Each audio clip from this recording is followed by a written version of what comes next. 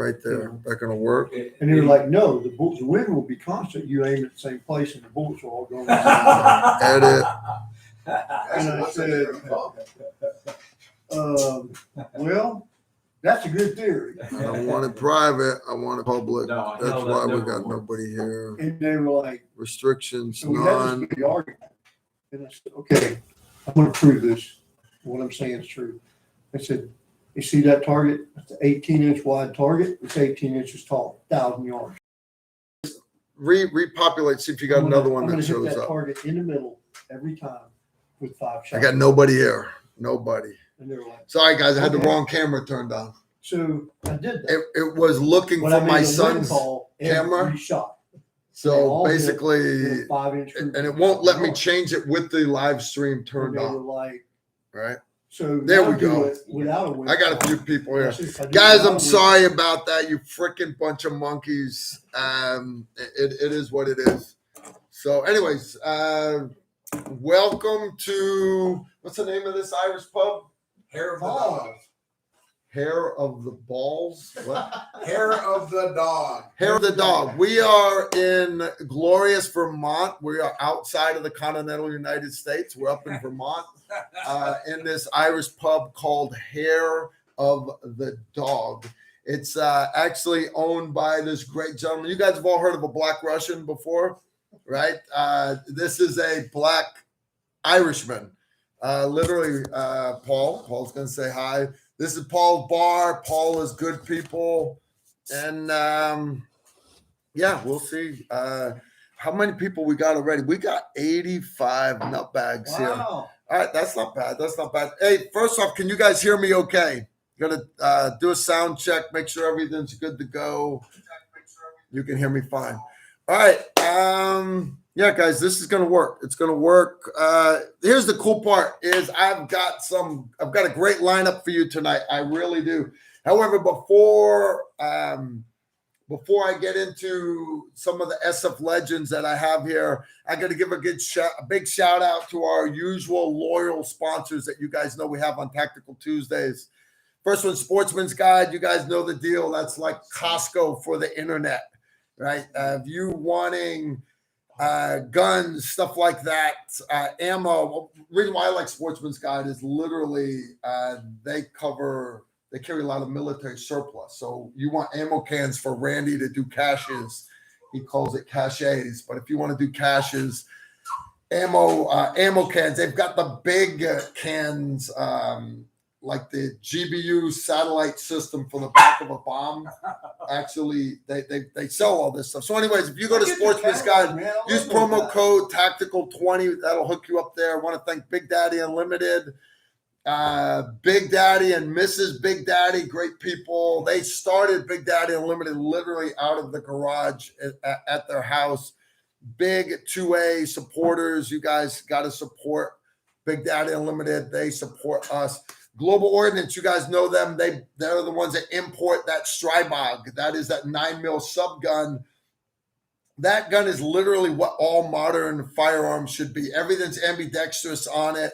It runs reliably. It's not sexy, but it runs like a champ. It's a blast. It really is a good time to run. And my dead air suppressor threads right onto it. Global Ordnance, guys, check them out. 80% arms. 80% arms basically took what Polymer 80 did for your 80% firearms out there, your kits that you can get. 80% arms took what Polymer 80 did and took it to the next level. Their quality control, in my humble opinion, is better. They've got my EDC pistol is a Glock 19 kit from 80% arms. It runs like a champ. I run an RMR on it. Thing is badass. If you're not in the 80% kits, that's okay. You don't have to be. You want a reliable firearm. You want to buy it so it fires. That's cool. I still encourage everyone to buy at least a couple AR 80% kits, a couple Glock 80% kits, simply because Uncle Sloppy Joe and Camilla, they hate them.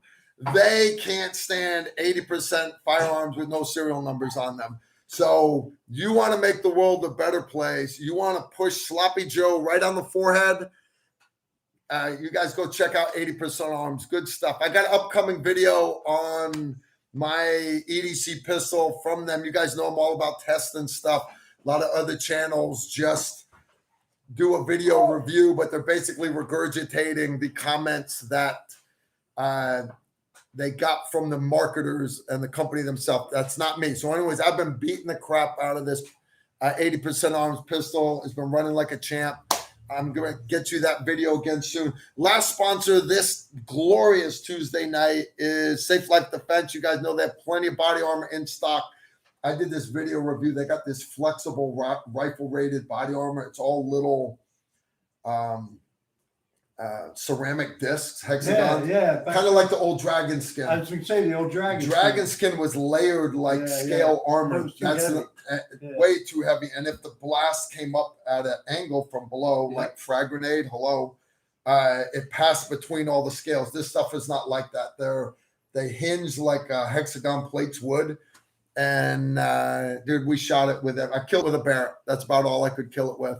It took a lot of sexy ammo that we didn't think it would take. So anyways, they got a lot of good armor in stock. I asked them to hook you guys up with a promo code. They gave me Tactical Rifleman, all one word. Saves you 10% off of everything at their website, their gun belts, all that stuff. So anyways, that's basically what we're dealing with tonight. So that's it. Sponsors out of the way. And I'm serious, guys. Be loyal to my sponsors because my sponsors are loyal to me. They help keep this YouTube channel afloat so I can keep you guys these videos for free. So anyways, we are here in Hairy Balls of the Dog Bar, the Irish pub. You see I'm here with some guys older than I am. You guys hear me talk about that I have heroes, guys like John Stryker Myers. You know, I saw the movie The Green Berets, decided in junior high, hey, I want to be a Green Beret. But once you get into the military, you don't care about movie stars and shit like that anymore. You realize that's all fake. But what you gather is the guys that have actually done it before you. And I joined the military in the 80s, so all of my heroes were the Vietnam vets, the MAC-V-SOG guys, and you start to learn names like John Plaster, John Stryker Myers. We've had them on the live streams a few weeks ago. Great guys. Well, those were my heroes growing up. Fast forward, I earned my Green Beret, I get in the group, and you look to the senior guys on the A team, because when you show up, you don't know nothing. But you see them and you look up to them. One of my first deployment with group was a JTF 6 mission in California hunting drugs. And the warrant officer on the team, Chief Sexton, he's an old Nam vet. He'd gotten out for like 15 years to smoke dope and came back in the military as a warrant officer. And he was an old SF guy in Vietnam. He was awesome. I learned a lot from Chief Sexton. But you start fast forwarding and like, this guy's a fraud. This guy's okay. This guy's this. But you always come back to the same people. And literally, you guys have seen Randy Wurst here before. Randy, thanks for coming, dude. Thanks for coming. You got a bunch of loyal nutbags on here. All right. This fine gentleman right here, his name is Don Alexander. Don, Randy, how do you describe Don Alexander? Just Lord. former action guy. It is an animal. An animal in silk clothing. Oh shit! Yeah. He will eat I'm you not- after he kills you. We were just talking about some bar fights he got into with his wife in New York City No, over Christmas.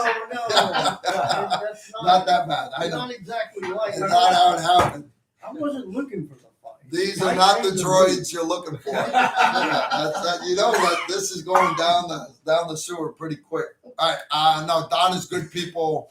And you guys know I was in a SIF company for 5th Group. Towers fell. We owned, you had to say 7th Group's responsible Central South America. 10th Group's got Europe. We're 5th Group. We had Gatorade and Ninjas. Basically, we're responsible for the Middle East, the Horn of Africa, all the stands. Basically, we're all the where all the dumbasses are. So Coming through. we get there, Steve, pull up a few. Right, so we get over there, and the SIF company, we did great stuff. We did some historic stuff, but at the time, I had this legend that everybody like, dude, man, Don Alexander just came to the company. I'm like, what's a Don Alexander? And people start telling me about Don It's a Alexander. fluffy here. dog. So, anyways, you were the XO then, right? Yeah, I came in as a company operations warrant, but in the SIF company, that role, basically it's you fill it as the assault force commander. Exactly. You work for the ground force commander. Exactly. You know what I mean? And so it's a little different role, but it was a role that I had spent almost 15 years training for in one fashion or another. And it was a natural fit for me. It's something I always wanted to do. I got there later than I wanted to be, but I got there as soon as I could. Well, I had to go do some staff schooling and think large thoughts that made my head hurt. But, of course. So I remember it was Bridget and Kelly.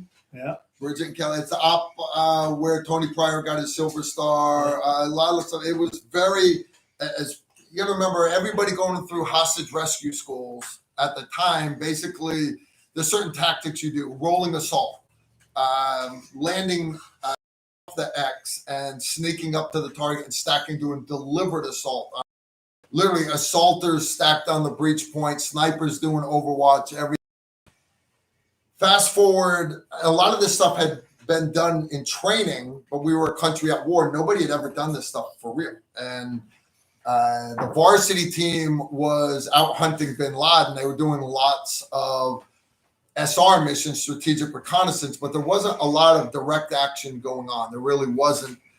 And it was our SIF company, Task Force K-Bar. We had a SEAL Commodore. Remember him over the whole thing? yeah, We had the Kiwis. He made a pile Oh, yeah, of stars, man. That guy was. We had the Kiwis. We had the Crazy Dutch now, Delta. We had the Canadians were there. The Germans, which was a big deal. That was the first time they'd done combat ops since World War II. This was a big deal. And everything we did, every time we went outside the wire, they're like, dude, you just made history today. I'm like, what are you talking about? It was a dry hole. Yeah, but we did the highest aerial refueling and lowest nap of the earth refueling. We were like I don't know how many thousands of feet above sea level, but when they refueled that MC-130 with the helicopters behind it hooked on with the fuel probe, they were like less than 800 feet off the tip of the mountain. So you guys, every night was like that. Every night was like that. So Bridget and Kelly, not only did we do stuff that we'd only done in training, we did it all in one night. Literally split ops, my half of the company with the company commander, Condor, and then we infilled in via helicopter, basically snuck up. I was the sniper they put up on the hill. Assaulters stacked on the breach point. Don Alexander here, Chief, as I know him.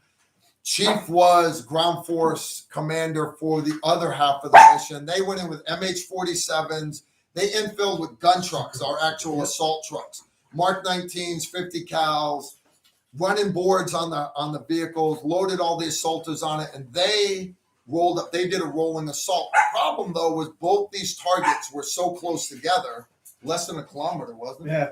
There was no way you could hit one. 852 meters. Yeah, you couldn't hit one without the other ones knowing and getting away. So we had to hit them both at the same time.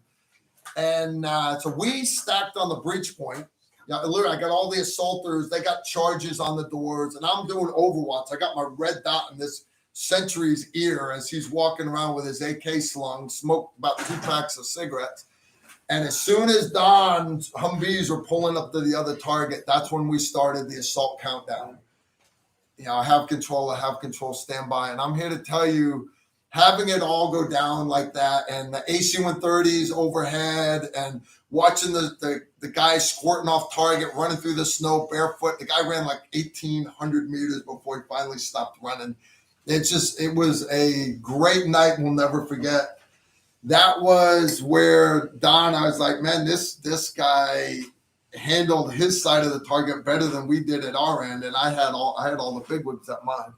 So, brother, thank you for your service, indeed. Dude, Don is good people. It was serving with the people we served with, the American heroes. You know, that word's really overused, but it's used for people that don't really bring anything or give anything back to the country. Yeah. You know, so when I think of that word, I think of the people that service and sacrifice, you know, and the things that they did and their willingness to go beyond what most people could even conceive, all for people, a lot of people that didn't agree or a lot of people that didn't like, but they were cheerfully and willingly did it anyway. Yeah. And it was an amazing organization. It was an amazing time in our country's history that really was a call to arms for all Americans, but specifically, I mean, when you think about the handful of people that went into, when you talk about the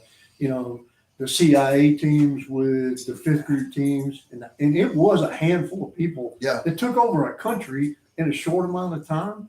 To be a part of that, I mean, I look back on that and think, wow, I'm just glad y'all let me go. 193 Green Berets took over, working with the Northern Alliance. 193 Green Berets took over the entire country of Afghanistan in under 100 days. Basically, they had taken over from the Taliban. After that, we're just hunting small bits here and there. So, that's a comment.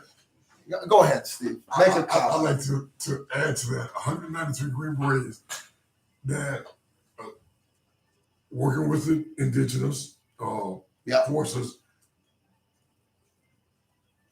liberated the country of Afghanistan, which now, 20 years later, it's a trap. You know why? Because I have to put that in. As we turned over to, it was actually third group replaced us, right? Yeah. They moved in with, what they do, 193,000 troops was at the height. That was Iraq. And it was a crazy amount of conventional. And guys, we're going to go down the rabbit hole later on what's going on in Afghanistan and everything. But before we do that, Steve Holland, I want to introduce Steve Holland. Steve, a lot of these viewers, if you guys have watched our live streams before, you've heard me talk about Steve Holland. As I knew Steve, as I grew up as master sniper for our old unit, I would interact with Steve because he was our force modernization guy. So as far as, hey, Carl, here's this new laser rangefinder. Try this out. Let me know what you think. Our assaulters were fighting to get something better than green tip 5.56 because it was just ice picking through people. Guys, that right there is the guy that came up with 6.8. Literally, you hear all these people on the internet taking credit for it, trying to take credit for it.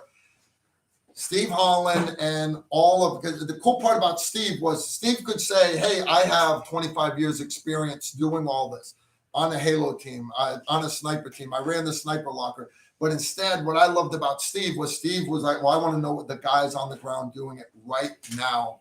I want to know what their opinion is. And I was like, that's awesome. So I always thought the world of Steve. Me and Steve became great friends. Even after we both retired, like, yeah, man, Steve's the man. Steve's the man. Steve did this. He did this. And then guys like Don, who served with Steve before I got the group. You guys understand? I'm the young Padawan learner.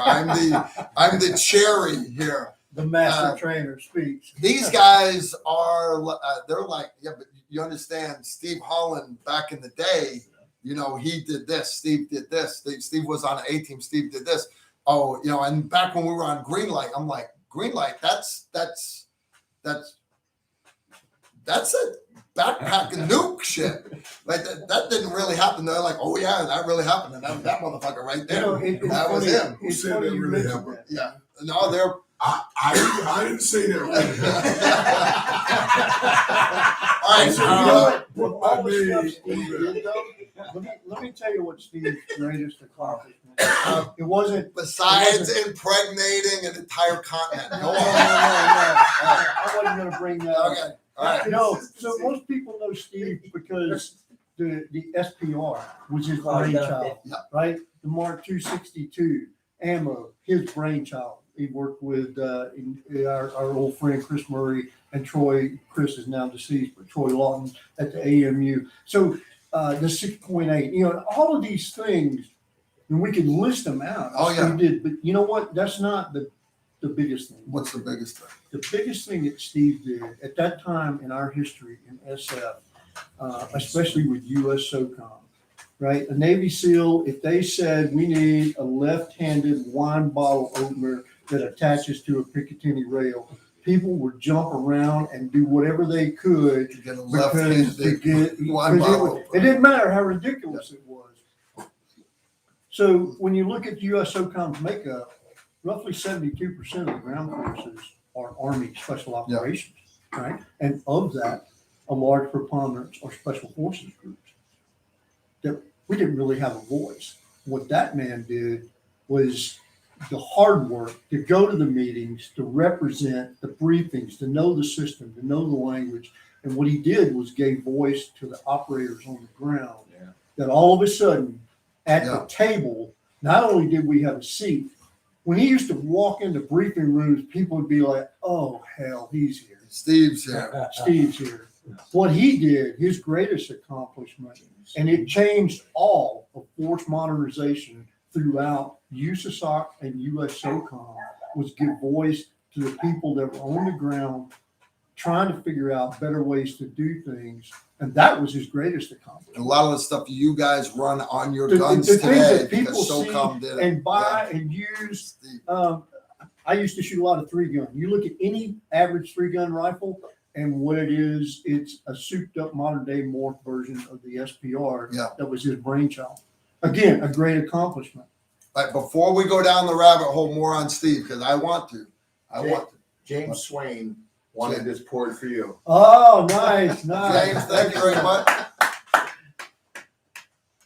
So, I mean, I can do that. Hey, real quick though, guys, you'll see that every once in a while somebody will throw up a super chat like James. Thank you, James. I love you.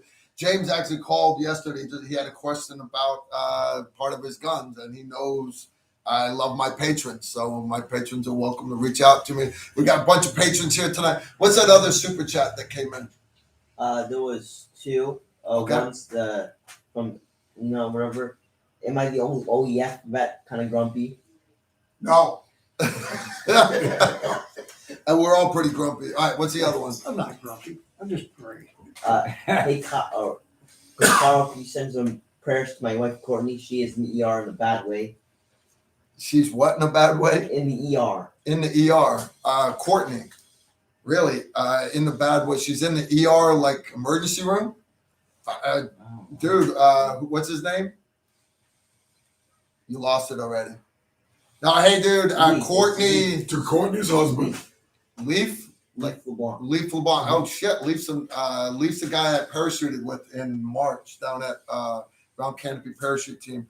Yeah, guys, Leaf, and I'll make sure I put him on the prayer list for my family. All you guys out there, please give your prayers for Courtney. You don't understand how hard it is for Courtney. Leaf LeBlanc is an old airborne guy.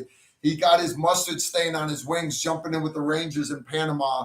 He is a mountain of a man and just a great American without a doubt. So the toughest job in the military, hands down, toughest job in the military is an Army wife without a doubt. Leaf, we'll keep Courtney in our prayers. We have any other super chat? What did James say? He just said buy Carl a beer. James, you have no idea how expensive the beer is here. Holy shit. Hey, our fine gentleman over here, our moderator that is keeping track of our super chats, is what first name again? Patrick. All you crackers look alike to me. Patrick over here. Of course, Patrick is Irish. He's Irish, right? Patrick's a great guy. He's actually been our Resource manager out at the range. We'll talk about the training we've been doing here and how Vermont got all of us to leave the continental United States to go do training. Carl, you just got a new one. I just got a new one. Yeah. All right, what read it for us. What was the most up thing, non-combat thing you saw in OEF. I saw multiple goat love through the past, but Ooh, goat love. In the Middle East, I understand, but if you do like any kind of military train up in Idaho or Yeah, somebody somewhere like that, ordered you see another goat love on thermal. Somebody ordered him another beer. Yeah. keep drinking, brother. We're, All right. we're in Vermont, We're 4 hours away. We have to go Random 4 box. hours to Massachusetts. Oh hell no, we're not going to Massachusetts. Oh hell no. But that's kind of like the goat love comment. Goat love comment, yeah. What states? What Don, state? let's ask Randy first because What you know he state- lives off of weird What shit. state Yeah. sends you 4 hours to get to a strip club? What state in the United States of America wants to send your tax dollars I'm gonna to ask. Massachusetts? You understand? I asked the chat room to keep this PG-13. I have already dropped the F-bomb once. I apologize. They pay taxes. I know. I'm gonna have to ask these guys. See, we know shit. We've got a bar that is pretty well full. I've got 2 guys standing in front of the door. That's how full the bar is right now. That's all right. It's all right. Randy, inquiring minds want to know what is the weirdest shit you've seen on a Afghani deployment. Goat love's already taken. Yeah. Can't Goat do love's that. already taken. The weirdest thing that I ever saw. Tragically or funny? Sometimes the tragic shit is funny. Can It is. I help you, brother? No, Yeah. my book, if I ever write it, and you know I won't, but if I do, it's going to be called I'm War gonna- Stories, a Comedy. Why? Because combat is fucking hilarious. When you got guys like him saying, hit him with the minigun again. Let me help my brother Randy. This is Black Elvis, and he's gonna speak. I'm gonna help my brother remember the Hollywood movie 12 Strong. It was supposed to be 13. Supposed to be 13 strong. The weirdest thing you can have is an absolute diehard red-blooded American who, being part of a dude ranch from Wyoming, was assigned to train every special forces soldier of 12 strong, number 13, to train everybody up to go into the mission. And the night before the mission, the strangest thing ever happened. Strangest shit. Strangest. Pony 13 kicked number 13 in the face. Thus, the movie is called 12 Strong. No, the mustache is kind of hook. The mustache is kind of hoof shaped, right? It's kind of hook. That's a secret. Kind of like, Well, pay attention to that. La, la, la, la. My 13 strong brother being medevac to Germany. And all you guys on the horses in the poles, I call them scouts out.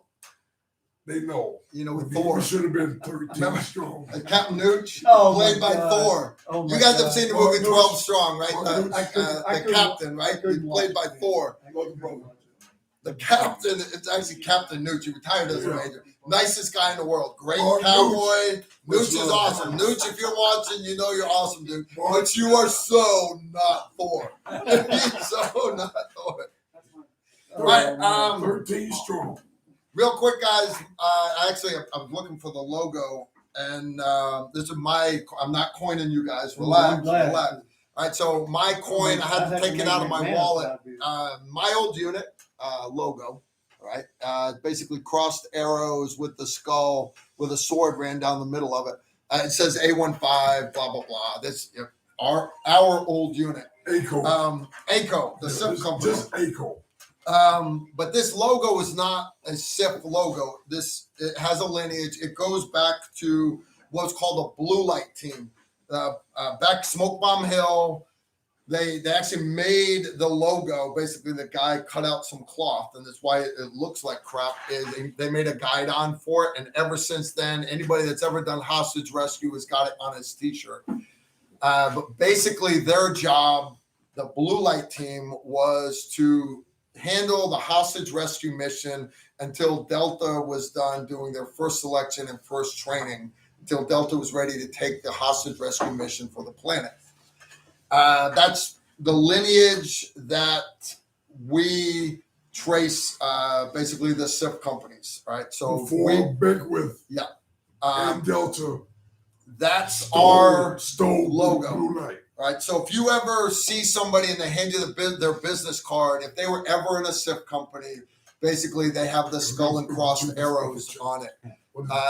Even my logo, right? You guys know our logo. I flipped the skull the other way. Instead of having an arrow, I went with a crossbow bolt, more modern. Instead of running the sword, I went with the G42 SF dagger. And then I took out the other arrow and I put basically a tomahawk to basically in honor of Randy for all the survival stuff that he does for us. But the guys in the military, when they see it, even though it's backwards and it's got this, got that, everybody immediately goes, "You were in a SIP company." Roger that, I was, and that immediately makes them my brother. At the same, so blue light, that's my lineage. That's basically all I've done. But you were green light also. Yeah. Back in the day, right? You guys know Tomahawk cruise missiles, B-52s, B-2 bombers. They came in, they dropped that Tomahawk cruise missile. Before the MiGs can get to the B-2s, they drop that Tomahawk with the nuke. It goes out 250 miles, whatever. The B-2 turns around and runs for home. That's modern strategic tactics in a conventional thermonuclear global warfare. Back in the day, though, in order for us to get our B-2s, our B-52s close enough to drop the actual nuclear bombs, they had to actually get over the cities, which meant all those MiGs had to basically not be able to get to where the B-52s were. How do you do that? Well, the night prior, you blow them the fuck up. How do you do that? Well, you infill via Halo, right? Halo, Steve? There's, you guys know I won't do it justice. So I have two gentlemen here, and green light teams they no longer exist. There's no need for it. Oh, too much information. No, it's not. No, TMI. it's not. It's not. The green light teams no longer exist. We don't have suitcase bombs anymore. I don't care. We don't have backpack bombs. We don't have that one anymore. You can say that. Anyways, so I'm going to sit back. I'm going to say, Steve, obviously Carl's talking out of the side of his head. What is a green light team? I'm going to drink my beer while he decides what's classified and what's not. And that's a very short list. First time I ever met Don Alexander. I was in a bar. See, a lot of people, based on my most current background, as you mentioned, Mark 12 SPR, 6.8 SBC, Mark 44 minigun, NDIA, Minigun. Carlos Halfcock Award, Fifth Sniper School. Everybody thinks I was 18 Bravo. I wasn't. I was in 18 Echo. Commo guy. Commo guy. Morse code. The Commo guy in Special Forces back then, when you first came out of Q course, you had to go to Signal Company, which is actually good. 18 Echoes hated it. But Signal Company taught you how to be in the receiving section where when the teams deployed, when they sent messages from everywhere they were, secret, not secret, classified, MTTs, you got to understand the receiving end before you got to a team. Steve, you come sit right here. Come sit right here. Right there. You take it right there. So for an 18 Echo combo, you had to spend 12 months in Signal Company. I won't say lucky, I always say blessed. An 18 needed an 18 Echo. I was 2 months out of the course. I happened to walk in the day that they were talking about it, Signal Company. They said, "Hey, you an 18 Echo?" I said, "Yeah, they need a guy right now." So I got sent to the specific unit designation that I was attached. Went on the mission, came back. They liked me. They liked my performance. They broke the rules and said he's not going to do 12 months to see the company. He's coming to an 18. And I was like, oh my gosh. Then all the other 18 echoes were like, you know what? You're jumping us by 8 months, but you're going to a green light company. Good for you. I was like, oh man, what's that? This is special. Anyway, I get to this company, all the old, not older guys, but you know, guys have been there for a while before I got there. They're out there doing their thing. I first met Don. The company was unique because it had 2 Halo teams, 2 scuba teams, and 2 teams that were Halo scuba for the whole battalion. Nobody else. And one morning at PT, I was there for maybe 2 months. They said, hey, you're going to go down here with ODA scuba designation. I forget. But It was Don, 543 at the time. 543. It would later change to 540. Don was on the team. I said, okay, so why are we going to do PT with them? They said, because tomorrow's training is knife training. I said, oh, cool. So we go down there. I'm a young, I'll forget, 24-year-old buck sergeant. And the night before, I break out all my knives. I got, back then, the Gerber Mark 1, Mark 2 was the bomb. Got my Mark 1, Mark 2. I think I might have had a Bowie. I'm a big kooky guy. I like a kooky, so I show up for training. Where's the training? PT down here. They said, no, you got to go up to their team room. And they had a guy, I forget his last name, Jeff. I don't remember. Night training guy, Jeff. Jeff Lackey. Yeah. Jeff Lackey. He said, guys, welcome to our training. Get your knives. I was like, I got all my knives. Jeff says, okie dokie. So, Shukran, Jazeel, and Sadiq. Thumbs up. Now I take it we're out of So- PG-13 mode. So, I love my Gerber Mark too. Reverse. Jeff teaching the class, I'm watching. Jeff pulls out basically maybe a 2.5-inch folder like that. I was like, man, if I was a knife fight, I'd fuck this guy. Here we go. So they put some masking tape, or maybe it was, that's a big one. Maybe it was, 100-mile-an-hour tape. You call it duct tape. As The Rock says, if you can't fix it with duct tape, you got to use more duct tape. So Jeff pulls out this little knife. I had all my big knives. 3 hours into this training, I'm working with Don. I was like, big knives, no good. Little knives, very good. What about the other one? Was that Jeff? James from before? Yeah. Fuck this up. Every time. I got my big knife, just like, I was like, ooh, ow, ooh. I said, wait a minute. Guys, I'm bleeding. I'm actually bleeding. This is training. It's like, welcome to 543. Put your big knife away. Go get your little knife. Go down to Jim's pawn shop or the PX. Get your little knife. Ever since then, now we are, I served 30 years, so it's now 39 years later. This is my gift to Randy. You got some Irish. We still carry right? a little mess you up knife. So that's how I met Yoda, the master, You're killing me, man. Don Alexander. I'm gonna leave it at that. Yeah. I don't want to talk about no yellow light, blue light, red light, green light, stop light. So, But the little knife right here, beware of the guy with the little knife. You up. I'll tell you something about green light. If you really want to know and understand green light, there's a great book, and it's not just about green light. It's written by a lady who's a research journalist named Annie Jacobson, and it's called Surprise, Kill, Vanish. And that book, Surprise, Kill, Vanish, was the motto of the OSS teams that went into World War II.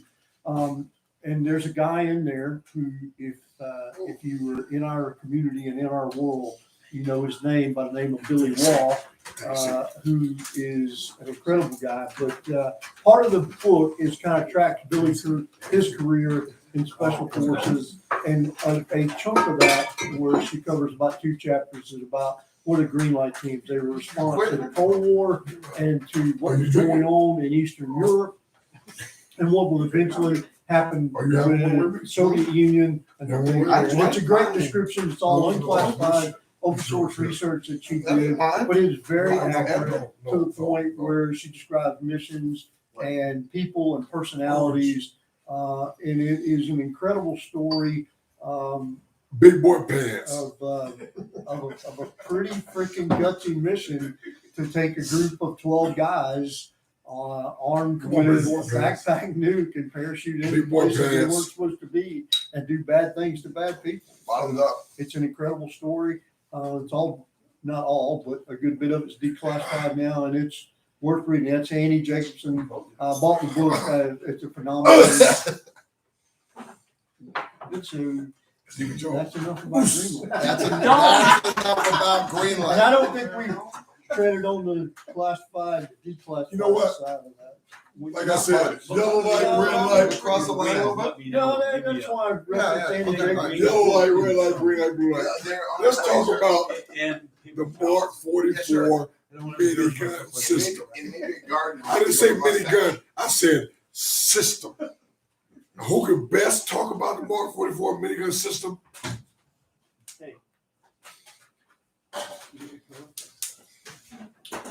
I dub thee. I dub thee. Carl Erickson, I dub thee.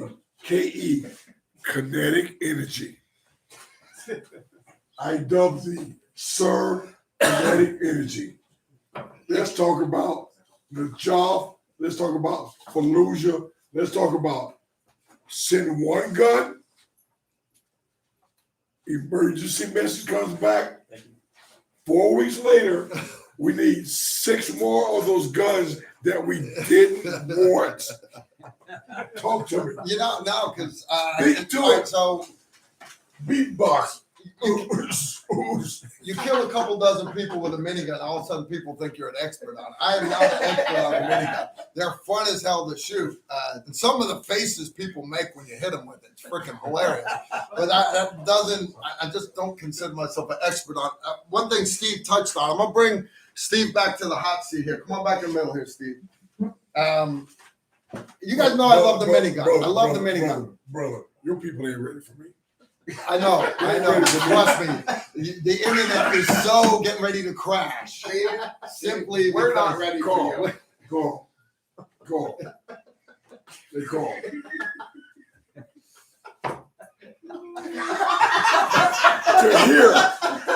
To hear a minigun. I don't mean. Oh, I'll put on something on YouTube. Jerketeer. I don't mean. What's it sound like, Steve? It sounds like. All right. Oh yeah, that's what it sounds like. PG-13. It sounds like. It smells like. Smell that. You smell that? Smells like Smells like victory. You hear that? You hear that? Oh, I'm sorry. Did you wear an orange and white soccer shirt to a nighttime rugby shirt to a nighttime gunfight? Everybody else was wearing white pants. Everybody else, we running night vision. You wear an orange and white shirt to a nighttime gunfight? He tells the story better than I Oh do. my God. Especially with this many drinks in it. This story is gonna be awesome. People, You gotta, I want you to tell it because Don't- I'm sure I don't was misunderstand me. like, oh, you know? Don't misunderstand me. I don't hate on nobody. God bless everybody. But keep in mind, God didn't give his angels an olive branch. He gave them a sword. Why would God give his angels a sword? Because he knew, as Lawrence Fishburne said on John Wick 3, sometimes you gotta cut a who? You gotta cut a motherfucker. So God gave his angel a sword. Why? Because sometimes you gotta cut him off. You just gotta cut him. So I'm not advocating. Maybe giving him Kill the it. center seat. I'm just saying that. If you gotta do it and you don't want it done to you, don't wear an orange and white rugby shirt at night. I'm just saying, especially when you got, as I just dubbed, Sir Kinetic Energy I don't K.E. know where you got that name from. Carl I've never- Erickson. Never even heard that. on the gun, from 85 feet. And you got a little bit too much gristle. A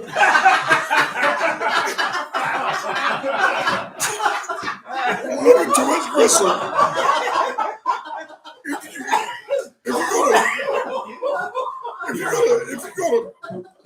If you're gonna break the rules of engagement with your automatic weapon, and you're gonna try to jump over the wall and wear an orange white rugby shirt at night, 85 feet from kinetic energy, don't try to jump the wall with too much gristle. Full disclosure, you 419 people watching right now, understand you're the only ones that are going to get to watch this live stream because this is so getting demonetized. YouTube is chopping this shit. So, anyways, So here's how it works. my wife Okay. right now is losing her shit. Here's how it works. watching it too, and she's like, Everybody in this room knows me. Okay, you speak my name, I'm gonna arrow on you. Steve Holland, I'm gonna do it here. Okay. But if you ask me to, Mr. Kinetic Energy, I'm gonna say he knows oh my God. the rate of fire on that system. Okay. 3,000 Now, rounds a minute. You guys that don't know, every fully automatic weapon has what we call a rate of fire. It's based on rounds per minute RPM. You hear guys talk about it, even back to Vietnam with Carlos Hathcock. God bless you, Gunny. Love you, brother. That you can milk the 50 cal, the Madus, down to one round per pushing that butterfly. You can milk it down to one round.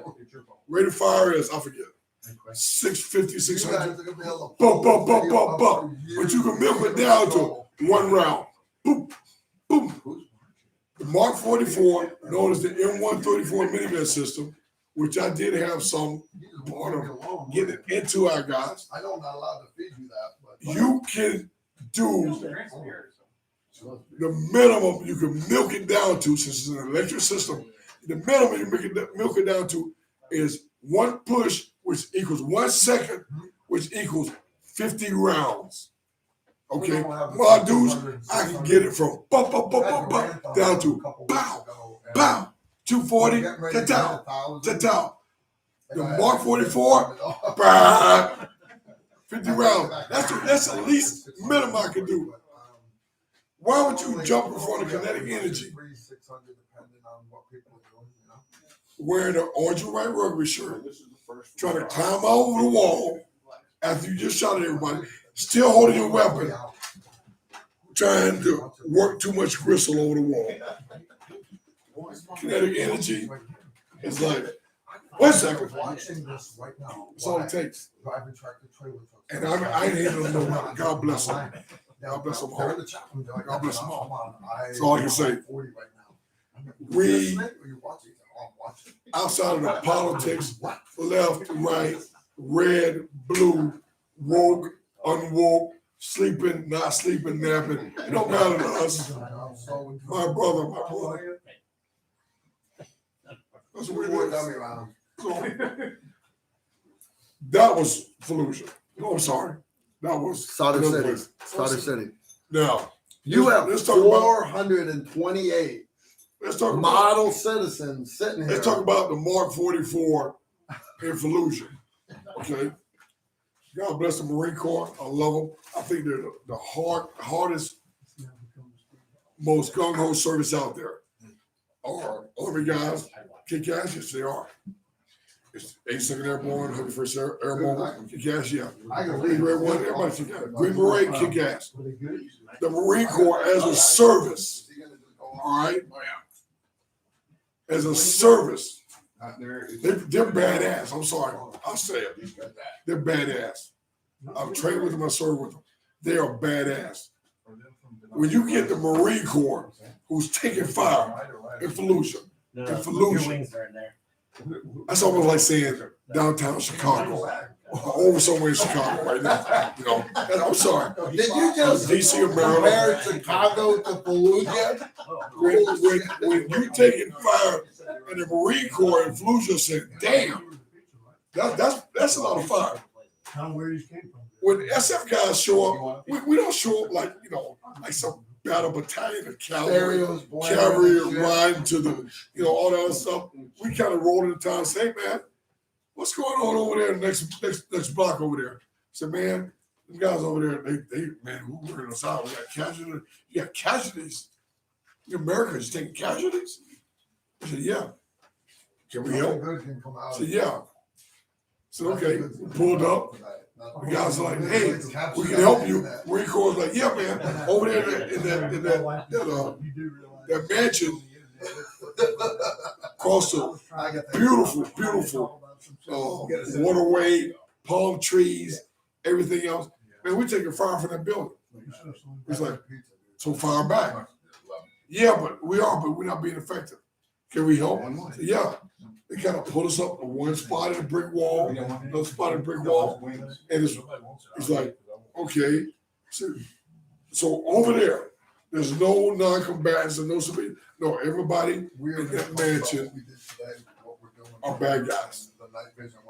So I don't know what they thought. Maybe we had Mark Deuce, 50 cal, maybe some Mark 19, 40 millimeter grenade launcher. Kind of help them a little bit. But we had the Mark 44 minigun system being fired by Mr. Kinetic Energy. So, put up to the wall, RPKs, RPGs, fine RPGs, Marine Corps are going, you know, pow, pow, they go pop, pop, like Eddie Murphy, you know, pop, pop, pow, pop, pop. Carl pulls up, and the Marine guy's like, yeah, come on up. He never looked at the turret to see what was up there. Pull it up a little bit more, and Carl goes, that place right there, that building right over there, 300 meters from here, beautiful palm trees, and, you know, waterways and everything. He said, yeah, that place right there. Green traces coming out. Carl goes, okay. What'd you do, Carl? What's your favorite thing? Carl, what's your favorite thing? Carl, pay attention. What's your favorite thing? Red cover, up. Toggle switch. Yeah, up and then down. You got safe. Oh yeah. Guess what happens? What happens when you do that? Cover, safety cover up. The breath of Allah. 1 second. 1 second is all you get. That's the least you can milk it down to 1 second. That's what they call it. 1 second. They would talk on the radio. 1 second is 50. 50. 7.62, 155 grain bullet, sometimes 147 grain. I'm in Miami this year. What we call on the way. Carl said, that building, they said, yeah. Green traces, they said, yeah. Carl said, safety up. Held the switch down the first time for about 7 seconds. Folks, I can't imitate this, but I'm gonna try. Oh,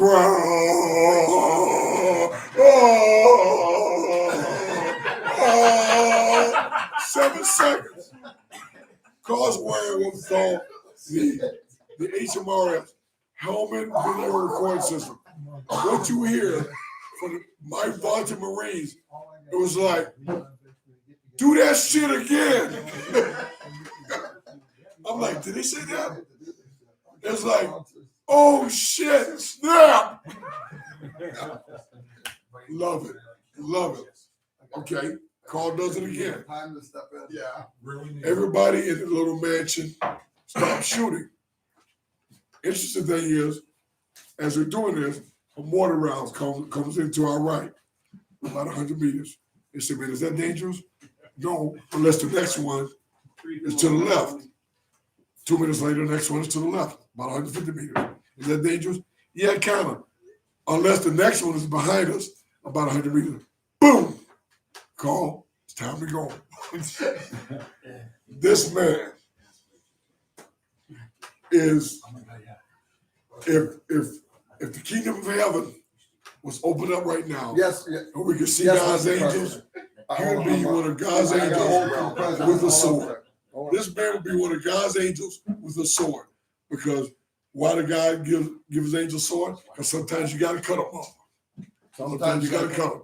That's all I can say. Yeah. Yes, Mr. President. Yes, Mr. President. Yeah. Cut the green wire to save the planet. Yeah. Cut the green wire. Yeah. Anytime. Fucking monkey. All right, I'm back. All right, first off, I want to point out that Steve's had a little bit of tequila, a little bit. Wait a minute. Stop. Well, number one, okay, to say I've had a little bit of tequila, or do you have a liter bottle of tequila on the premises? We have a couple empty Do bottles. you have a liter bottle on the premises? If you don't have a liter bottle on the premises, then I haven't had a little. I haven't too much. That's fine. If you had a liter bottle and it was empty, I would have too much. Right now, All right, hey, here's the deal, guys. Those of you that don't know, you see that green box that just popped up on your screen? That's what's called a super chat.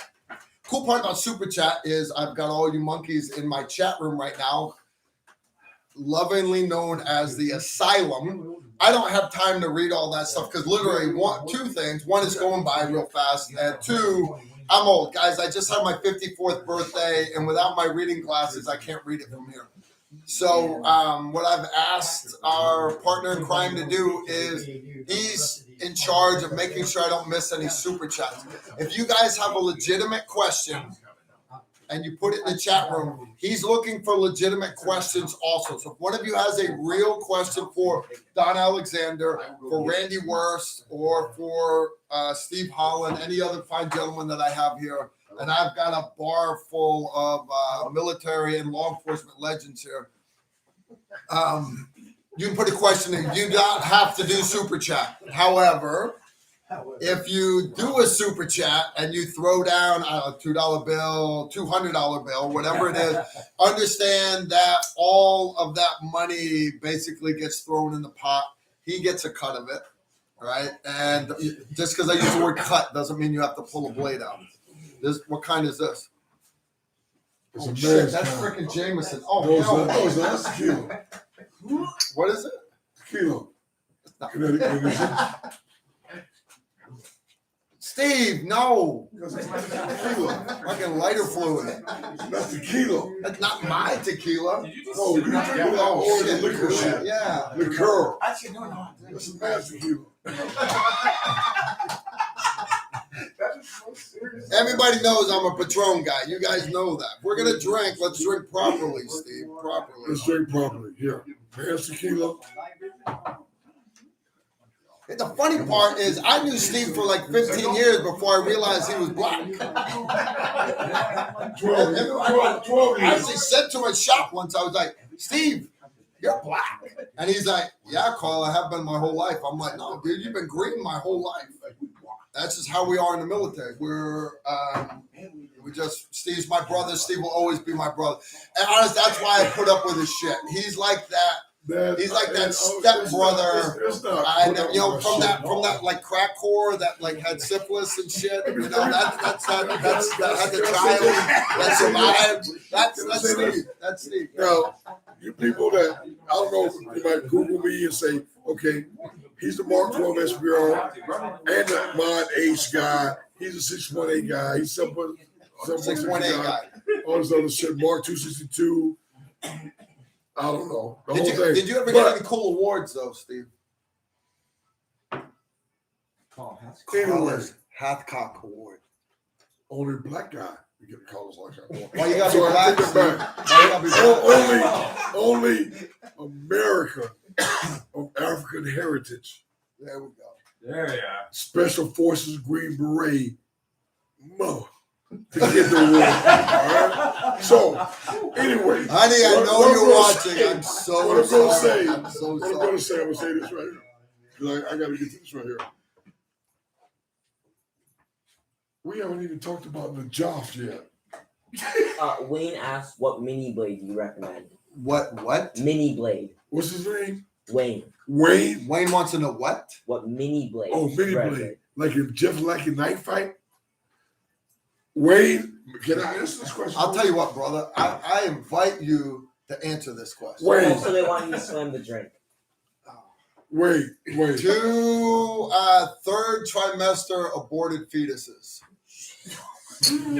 2, getting all the people out of Afghanistan that have worked with us, translated for us, and the women that have gone to college and high school and elementary school out of Afghanistan before the Taliban either sell them off to some 17-year-old guy That's legit. or crucify them like ISIS did in Kurdistan to them. All right. Legitimately, guys, there's a lot of people in Afghanistan right now that are pissed that America turned their back on it. Understand, I didn't. He didn't. All right. We didn't, guys. The reality is nobody in the military goes to. We don't start wars. We don't start wars. We don't pray for war. Okay, it's politicians that send us to war, and unfortunately, this asshat has pulled us out. All he had to do was wait for winter because nobody fights in Afghanistan in the winter. Literally, they get in their huts and they stay there because it's too cold. The U.S. military could easily have shut down everything peacefully over the winter, and you wouldn't have had what you had today with the video of the guy falling from the airplane. My hat's off to that guy for holding on as long as he did. Right, he needed to work on his poised exit a little better, but made for a great video, guys. That internet's forever. Remember that, Steve. By the way, you need to remember that also. What happened? Carl, I embrace it. Now back to the guy with the knife. All right. The best small knife, small blade, whatever you're asking about, just call Kinetic Energy. Give me permission to respond to you. The best little knife that you can have is the one that you have. It's like people say, what's the best gun you can have? The gun that you have. I don't care if it's a Derringer Saturday Night Special or How about if you got 2, Steve? Which one's better? both. Hopefully they're the same caliber. So you got coming. Okay. We have another one Coming coming. to Robert drink. All right, we have another super chat. Stand by for super chat. Common Sense asked who in the group had the biggest yard sale coming off a ramp of like a helicopter. That would have been me. No, I've never ridden on a helicopter with these 2 gentlemen. I never have. Did they have helicopters when you guys came in the military? Well, I mean, they're Willie called Fox, later on. Warner Willie Brothers. Concept Warner with that, Willie yeah. Warner Brothers. They helicopters. What they're referring to, guys, is I use it as an example why I run retention American on my Indian magazines. Organic Tobacco. I run retentions on my magazines. I run retention on my holster. I do not run a friction holster. I don't. And the reason why I do that is I watched the guy trip coming off the ramp of a MH-47 and he face planted and all of the magazines fell out of his kit. He had taco mag holders. They were tight, but they weren't tight enough to hold everything. I learned from his mistake. And it was probably same deployment, but it was probably about 45 days later, towards the end of the deployment. I was that cool guy that would always, right before the helicopter landed on the grass, I would always jump out, right, the 2-foot drop and take a knee and look cool. And one night I did that, and it was 10-foot tall elephant grass. And yeah, I fell and kept falling, landed on my nod mount, snapped my nods off. But the only mags that fell out of my kit was my speed reload mag for my pistol, the speed reload mag for my rifle. Everything else had additional retention, Velcro, rubber bands, whatever it is. All my frag grenades, I didn't lose a single flashbang. Literally nothing. My radio stayed retained. I lost 1 pistol mag, 1 rifle mag. My nods were dummy corded. They hung to the side. My head hurt. I literally bruised like a son of a gun because the nods were down on my face when I got off, when I stepped out. space plant. So I only lost 2 mags. Learn from other people's mistakes and please learn from mine. You All got right, another so one. we got Don to come back. Here's why, guys. You guys know Steve Holland lives close to me. I invite Steve to come up to shoot every Sunday, 2 p.m. Randy comes up. Randy, everybody knows live streams can be fun, but Randy's realized that also. Randy comes up and he shares war stories with us and everything. Randy's awesome. Steve is going to see, obviously, you guys have seen how much fun Steve can be, especially if you're a female at an embassy overseas. But Steve can come do live streams with me all the time.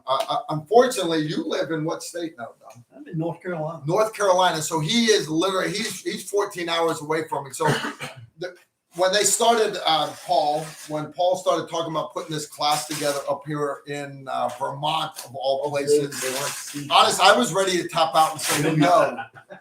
But he was getting Steve Holland, he was getting Randy, and more important to me was he was getting Don Alexander. And I just don't get to see you enough, Don. I really don't. No, man. You know, since I moved from Kentucky to North Carolina, it's just I get some business work up that way. But Yeah. your schedule and mine, we just really haven't been able to mesh up so we can. And your son's in Murray?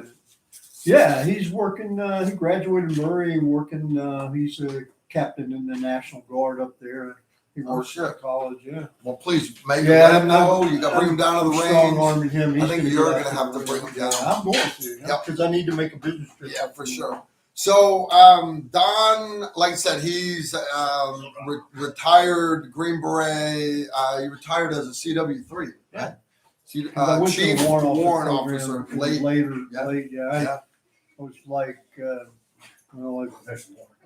about ready to come out on the sergeant major's list. Chief was like me. He was that guy who wanted to hide under a rucksack and just stay on an 18 forever, which is why I love you. Why I love you. Are they? What are you doing now? Where are you working now? What's this So- sexy polo shirt you got? Yeah, on? yeah, I got Inquiring this minds one. want to know. So, through a strange twist of events, like most things in life are, I work for a company called Excelsis Technologies Incorporated. When you say that in our community, nobody knows who they Yeah. are. But Very then, hotter. if I were to list out the things that we do, Yeah, that is hotter. the heads-up display for the Joint Strike Fighter, we build that. Yeah, really. All the PBS 14s, pretty much that the U.S. Army's bought. We did the lenses for those. Nice. We have a worldwide company. We're about $1 billion a year. So we're big enough to have a lot of R&D depth, Yeah. but small enough to be very agile and reactive to Yeah. customer requirements. And I work in a land division, and I do advanced night vision and thermals. I work with that. You guys know I love night vision. You guys know I do. All of my sniper ops were in the dark. Almost all my kills were in the dark. Yeah, without a doubt. I've done videos on thermals. I've done videos with clip-on I-squares, binos on helmets, all that stuff. But you know, there's a lot of newer technology out here. But most of my video reviews have been stuff that's open to law enforcement and civilian market. Simply because when we started doing these videos, like I did one on the PSR rifle and did one on this optic and this, and everybody's like, "Well, that's fine, Carl, that you're letting us know what SOCOM's using, but for all your viewers, you know, you've got 25,000 subscribers. None of us can afford that stuff. Once you do reviews on stuff we can actually use." So I've tried to find lower price point stuff, right? So instead of me reviewing $8,000 scopes, I'm reviewing $2,000 scopes. Now, fast forward, we have over 600,000 subscribers. I think we're at like 670,000. 645. 645. Thank you for correcting me on that. We have over 600,000 subscribers. You guys know I'm always wanting to bring you new content. I was excited to hear that Don was bringing a lot of the new cutting edge stuff. So, like fusion. What is fusion? So I need a fuse systems, like a little bit of history. A little bit of history. Try Go not ahead. to drag on. Trust me, those guys. Move this side a little bit. Let's see the ones in the back. Yes. Erica, wave your hand. Erica, all them. They will sit here and watch you for hours. Yeah, Hours. so Literally, I- not joking. my I'm passionate about what I do. Without a doubt. I love what I do. I love what I do because in my own way, I'm still supporting the guys and the gals, right? And that gives me a sense of purpose. And I'm also a freaking gun geek. I love guns, and that's probably why you and I. Why we get along? Obsessed with but let's take a little bit of a history trip. A short history trip. So back in the day, we had iron sights, right? Iron sight. Iron sights, and everybody said iron sight could rule the planet forever. Forever. And you and I had a discussion about when red dots came along. Yeah. Early So 90s. we won't go down that road. We all know that. And then actually, if you dig into it, although there's rumors that the Germans had some type of infrared A Gen scope, 1 yeah, in Gen World 1. War II. Yeah. But really and truly, the first actual pretty much operational point was in Korea. Korean War. And we'll tomorrow when I look class and show some images of an M1 carbine with a night vision scope. Nice. Okay. Okay. He's teaching a night vision class tomorrow, guys. Today I did pistol. We did combat pistol all day long. We had a class of law enforcement guys, a couple other fine gentlemen, and I think we had a good day of shoot. Oh yeah. Right? Was it okay day? We got a bar full of students and instructors here. We had a great time. So, anyways, back to he's doing night vision tomorrow. Yeah. So night vision as we know it really and truly started to come of age during the Vietnam War with one of the most famous night vision devices. It's called a Starlight Scope. Yeah. And what it did was took ambient light and ran it through some, at that time, very sophisticated electronics and essentially projected on a small TV screen, and we could see in the night. Okay. PBS2. It was passive. Well, it was the Starlight Scope actually preceded, and then the PBS2, and then we went through. So let's just fast forward now. The technology now, if you were to look at a picture of the Starlight Scope on an M16, so you had iron sights, and at night you put a night vision sight, right? And when the daylight, we did stand to, it came off, went in the rucksack, and you went back to iron sights. We've now, technology has accelerated to the point where one of the biggest leaps that happened was the widespread adoption of red dot sights. Okay. So it very rapidly gave, with minimal training, you can make somebody pretty dang good for the red dot sight. All the way, and people say, at close quarter, you can make shots out past 300. And we literally just did this in our advanced pistol carbine class. Everybody did point blank zero out to 200 meters. And it's not. Yeah, you don't need magnification. But the other thing that's changed with technology in the night vision world is how small things have gotten. Without a doubt. Okay. So the other critical piece is that we're now in the age, what I call the clip-on age, right? Yeah. We're running low-power variable optics, sniper optic. We got some of the best optics that have ever been created. 1 to 6, 1 to 8, amazing 1 to 10. SOCOM's new, they adopted the Night Force ATAC or 1 to 8. It's an amazing optic, and it's on a carbine that now, as much as enables you to shoot further, enables you to see further. And if I see further, I have time to make decisions, but remember, not just being able to see the target, you have to be able to see the target well enough to ID. Is it a threat? Is it not a threat? Is it a threat that warrants deadly force? And that's what a lot of people forget is it's a steel plate. Yeah, obviously the steel plate is made to be shot, but in real life, remember, we do combat shooting. Just because you can see a silhouette moving in the dark at distance at 300-400 meters does not mean that target warrants deadly force. You have to be able to identify it. It's probably me taking a leak in my back of my shop. So don't friggin' shoot me, man. Okay, we will. Also, where the fuck did that come from? Sorry, Patrick. They asked best night vision for the value. Ooh, okay. So, let me guess. You're going to say it's from no, I'm not. We do military. We are not into commercial space yet. Although we've done some pretty. Working on it. We've done some pretty serious assessments with that because the market. If you look at the companies that are reselling, marketing night vision, and the people that are buying it, there's people out there that, you know, $20,000 night vision doesn't scare them. Yeah, it So doesn't. to answer the question, best night vision for the value. So the first thing I'm going to tell you about night vision, just like anybody asks me about a gun, is that what are you wanting to do? Exactly. What's your What- mission? What are you trying to accomplish? Okay. If you are a coyote hunter, you're a pig hunter in Texas, or well, they're even in South Carolina, and they're moving into North Carolina where I live. I can't wait.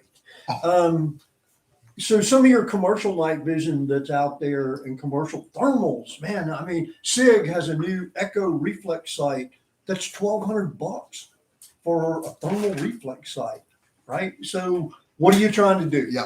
Right. If you're going to shoot targets 100, 200 yards, you can probably get away with some of the commercial grade stuff that's out there that's on the market space. Prices are coming down because technology is getting better. And you're going to be fine, right? If you're going to go shoot at 1,000 or past 1,000 at night, you're now talking military grade. Yeah. Right. And there's not a lot of that on the commercial market space because those type of sites tend to get sucked up into the military world and they're not necessarily available. I'm not telling you that there are not some people Yeah. and that there are not people that don't, because with our laws, you can buy military grade thermals. It's just that they're not as readily available. So again, define your requirements on what you want the thermal to do. Look at the marketplace and your price point, and then you balance performance and price. It's just like anything else, any car you would buy, any stereo system, any pool table, you're going to balance performance with price. So set your requirements, figure out what you want to do, and then, you know, you got a wide variety, and it's becoming more commonly available, and it will continue to be so because there's a huge market demand for it. You got another one? They're commenting on how efficient Randy's eating. Yeah, Rob. Oh man, that's dirty bull. Hey, Fusion's gonna be available. figuring out what you want to do with Um, something. You know where I figured that wasn't in the Special Forces of Living Rangers. If I had to guess, I was 18 years old and I was brought the House of Ill Repute. Now you gotta figure out what you want and how you want it, what you plan on doing with it. That was complicated. All right, we just had another super chat come in. Okay. It's a guy who sources, builds, and sells night vision, and he wants to sell you an email about him. Okay, guys, if you ever want to reach out to us directly, or if you want to reach out to Don Alexander, Chief, even Steve Holland, if you want to reach out, send us an email Oh, he's to back. Hey, so tacticalrifleman1@gmail.com. Yeah. And you understand, Heather will get those emails. She will forward them to me, and then I'll forward them to the rest of the people. yeah, be glad to talk to you. You know, even though Excelitus, I work in the land division. We have 6 divisions. I mean, we have stuff on the Mars rover. We do things in the medical Welcome back, world. Steve. But Come snuggle. if you want to reach out to Wait, me there's a and water reference now. any of the land stuff, Oh, just sure. reach out to Carl. We'll be glad to talk to you. Yeah. We are not in the commercial space yet, but Now, I understand a lot of my viewers are military, a lot of them are law enforcement, but we also have a lot of international guys. No, Jerry, I don't count you as international just because you're former Soviet Union. so But since we have people from other you're countries. talking about international, Excelitus is an American company. The company that we bought 7 years ago that makes our night vision right now is in the UK. So Okay. there are, if you were an international customer that had an interest, we could hook you up with our team. See, that could that's talk the cool directly part with is you can actually bypass, what is it? ITAR's restrictions. A lot of like FLIR, for example, Armasight, a lot of these other companies, they can only, where civilians in the U.S., you can buy, depending on what your budget is, you can get a Gen 2, you can get a Gen 3, Gen 3 Plus, you can get all this different stuff. Okay, but understand your buddy sitting right next to you in this chat room, because he's across the border in Canada or he's across the border in some of these other countries. Poor Susan is sitting there in Australia right now in her hospital bed, literally cannot buy a lot of the crap that we can get down at the Bass Pro Shop here in the U.S. They literally can't do it because of ITAR's restrictions. State Department has got restrictions that are put on a lot of our technology. Now, and the whole reason for that is like the Cold War, for example. You didn't want the Russians to be able to get hold of our technology. My problem with ITARs right now, Don, is when we were in the Cold War with the Soviet Union, we weren't giving them our technology to make our TVs for us and our iPhones. Right now, we're in a Cold War with China, and corporate America is literally giving them the plans for everything so they can make our iPhones for us. So you've heard the expression "can of worms," right? Exactly. And You don't want me to open it. I know you don't want me to open it. So, but what ITAR is, it is a very complex issue. That's a 55-gallon drum. Yes, it is. And without a threading. So, Excellatus, we have a complete compliance team because we have worldwide facilities at each facility.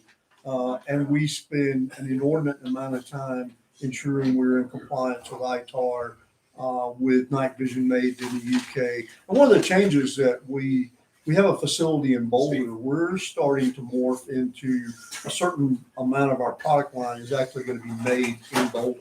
That's And cool. so, and then there's a couple different reasons Yeah. for that. We realize that there's a market space. We also realize that there are certain congressional limitations and laws.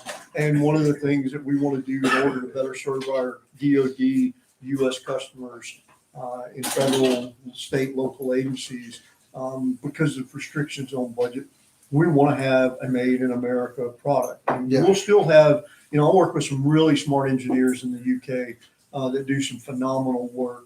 And They're not exactly known for their electrical. yeah, Remember my old Jaguar? yeah. My wife told me I had to get rid of my Mustang. I got 28 speeding tickets in 5 years. She said, you need a quiet 4-door family car. So I got a 4-door Jaguar. And the speedometer went to 140. Yeah, I ran that bitch into the dirt. I really did. But it would take a coat of wax. It looked sexy. And anyways, the electrical and that. If you like working on cars, get an old Jaguar, because the electrical, you get up and you'd be like, man, hey, I made it a whole day with the electrical work. It's kind of cool. So that's part of our expansion into the market space. And just so your viewers know, like I said, you could get in a room with soft guys and say Excellatus Technologies, and everybody would be like, what? Yeah. Right. So we've actually been working with those markets for some time. The Army has 2 things out right now: the family of weapon sight individual, which is a small clip-on camera that wirelessly talks to the enhanced night vision goggles. Okay. We submitted a full proposal on that, so that's we're in the hunt for that, as well as the family of weapon sights sniper. They have released an RFI, request for information, and we are into this month turning in not a full proposal, but a 30-page white paper that says we have a product that meets all your performance specifications. And so That one's a clip-on. yeah, it's a clip-on, All right. and the idea is, remember I was talking about the history lesson, right? So we're in the world of clip-ons. Right now, we have awesome optics, some of the best optics ever. We're clipping things on them. So the generation next is you're going to have sights that don't know if it's day or night. They're just going to see. They're going to see heat. They're going to see color. They're going to see light. Yes. They're going to be digital sensors This is that unacceptable. make our current night vision Right. look ridiculously. That's awesome. And so that's great the world technology next on the generation. horizon. Yeah. Great stuff. And I actually have that I'll show in the class tomorrow. I've got some pictures of some prototypes that we have built. We have to be kind of careful what we show. We'll be able to show, but essentially, it's a site that it doesn't know daylight from dark. It just sees. Understand, guys. Don, we're going to work together. We're going to get the tactical rifleman audience out there. Oh, yeah, Some yeah, Great we're- night vision. He's got some fusion stuff. We're gonna film some videos for you guys. And I never did answer your question when you asked me about, so fusion, what's fusion? Fusion, right? So you have 2 basically types of night vision. You have image intensification, what everybody knows as night vision. Yeah. And then you have thermal, things like identification, but it's very poor detection. If you're good enough, and you are, you know what I'm talking about, with camouflage, use of terrain, use of concealment, you can beat night vision. Yeah, You can do it every time. Scooter. Thermal, on the other hand, is all but impossible to beat unless you put a thermal barrier between you and the sensor that's looking at you. So So it's almost impossible to beat. But it doesn't give you the resolution to do things like identification or positive identification. So what fusion is you bring the two sensors together, I-square and thermal. And one of the sites, I have two sites here, actually three. One's a prototype product improvement, but essentially it brings together the ability to run night vision and thermal together.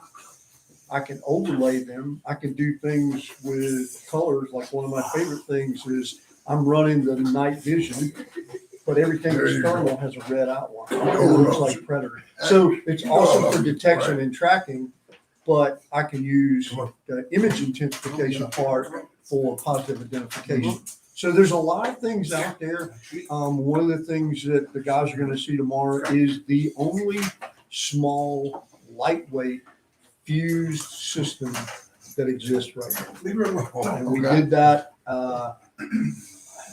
I call it a technology sprint to get to a place because the customer said, "What is the art of the possible?" And they said, "Here's the parameters. What is the art of the possible?" And we created something that right now our competitors are trying to copy, but they can't figure out how to get to. Nice. So that's one of the ones that I brought an extra one. You're going home with one of those. Nice, which And means so- you guys will get to see it down the road. You understand, guys?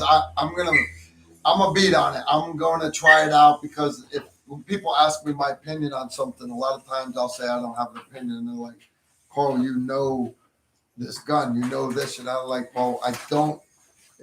I'm not that guy that's gonna just regurgitate what I've read on the internet. I'm gonna Which develop is my." why, brother, I wanted you to have one because I Exactly. want not only want your feedback and what you think of it, because this particular piece of kit is now 2+ years old.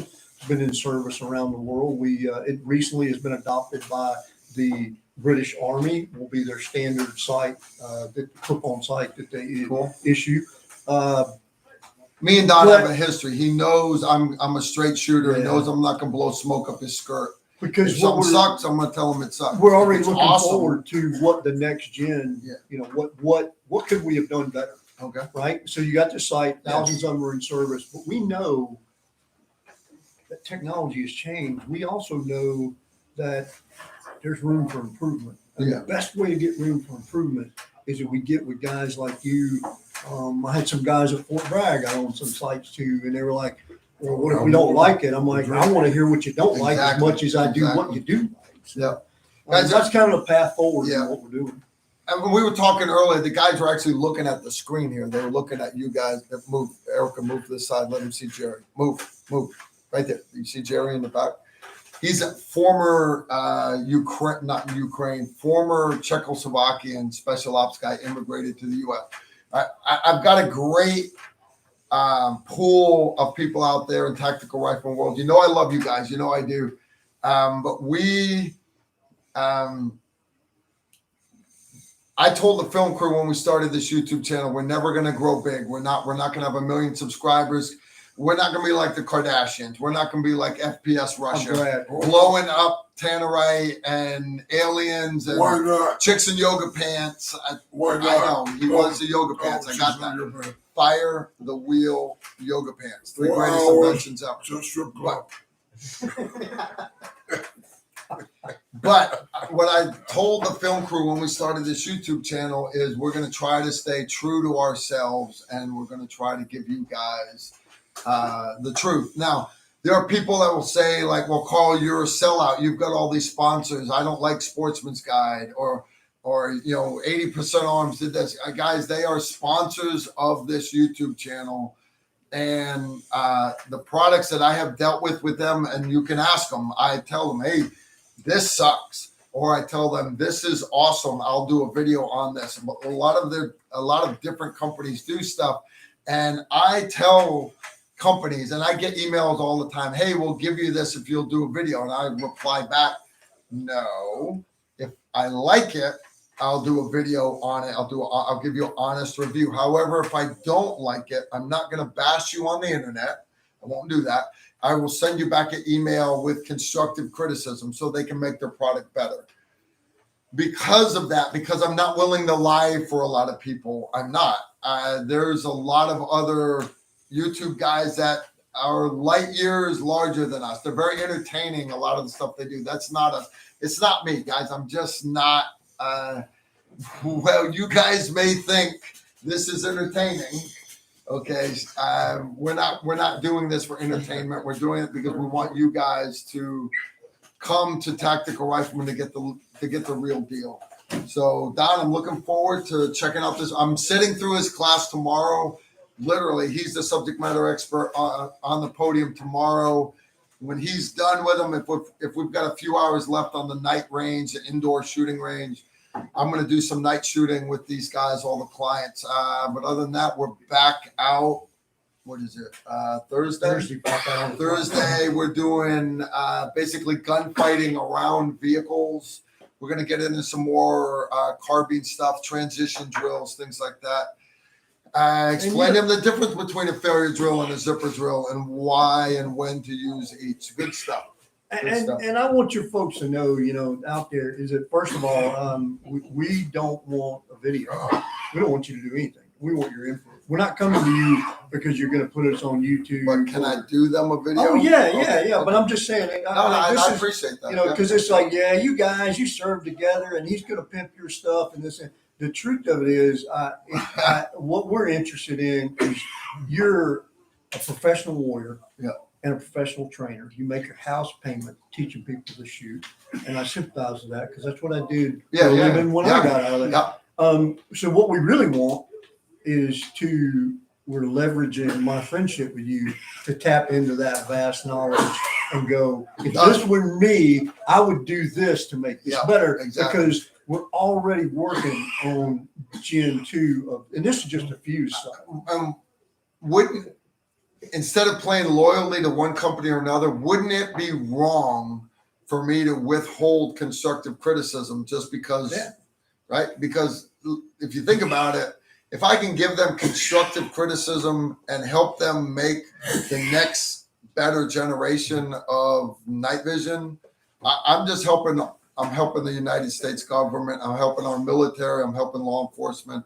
I'm making the world a better place by making it more effective and more efficient for us to kill human beings. Why? Because there's too many of you on my pretty blue marble.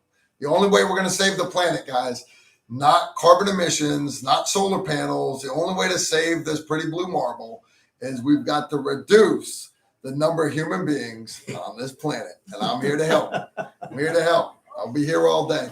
All right. Steve, not Steve. We don't mean Steve. No. I got Randy here though. Come on, Randy, come step up to the plate here.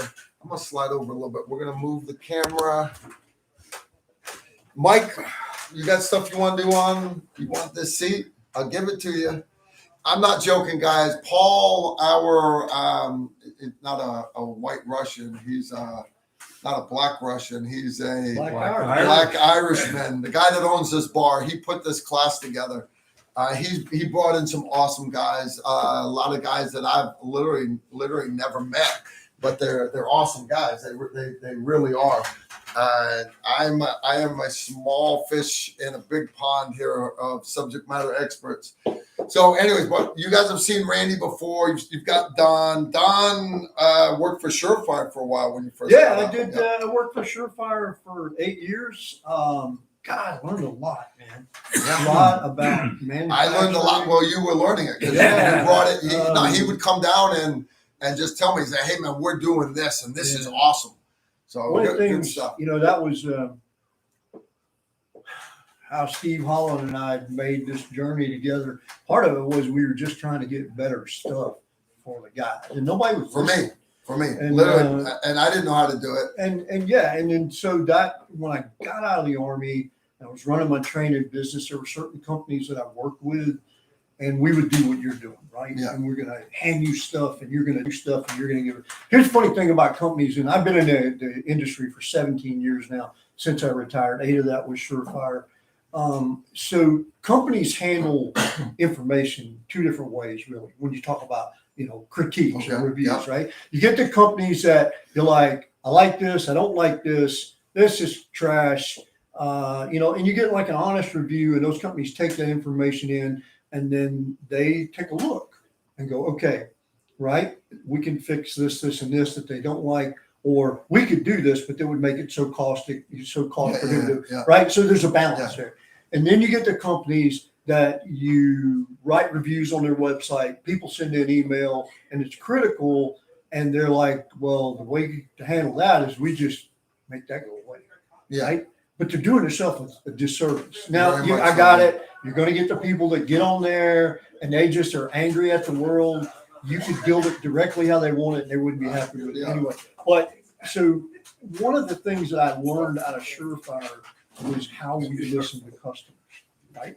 And That's in one of the things I turn- love about Surefire, guys. Yeah. Even though I don't work there anymore, a lot Dr. of friends Lumen, there. remember Dr. Yeah, Lumen? I mean, it's how we listen to customers was help what makes Surefire great, because they listen to what the user said, and then they turned around and quickly and rapidly responded and built. And it didn't always come out right. I mean, the things that I've seen that we've worked on, you're like, holy cow, that's a train wreck. But what it taught me was the things that I've carried on, especially with this company, is listen. Okay, listen. Yeah. Don't run your mouth. Don't tell your customer. Listen to what they have to say.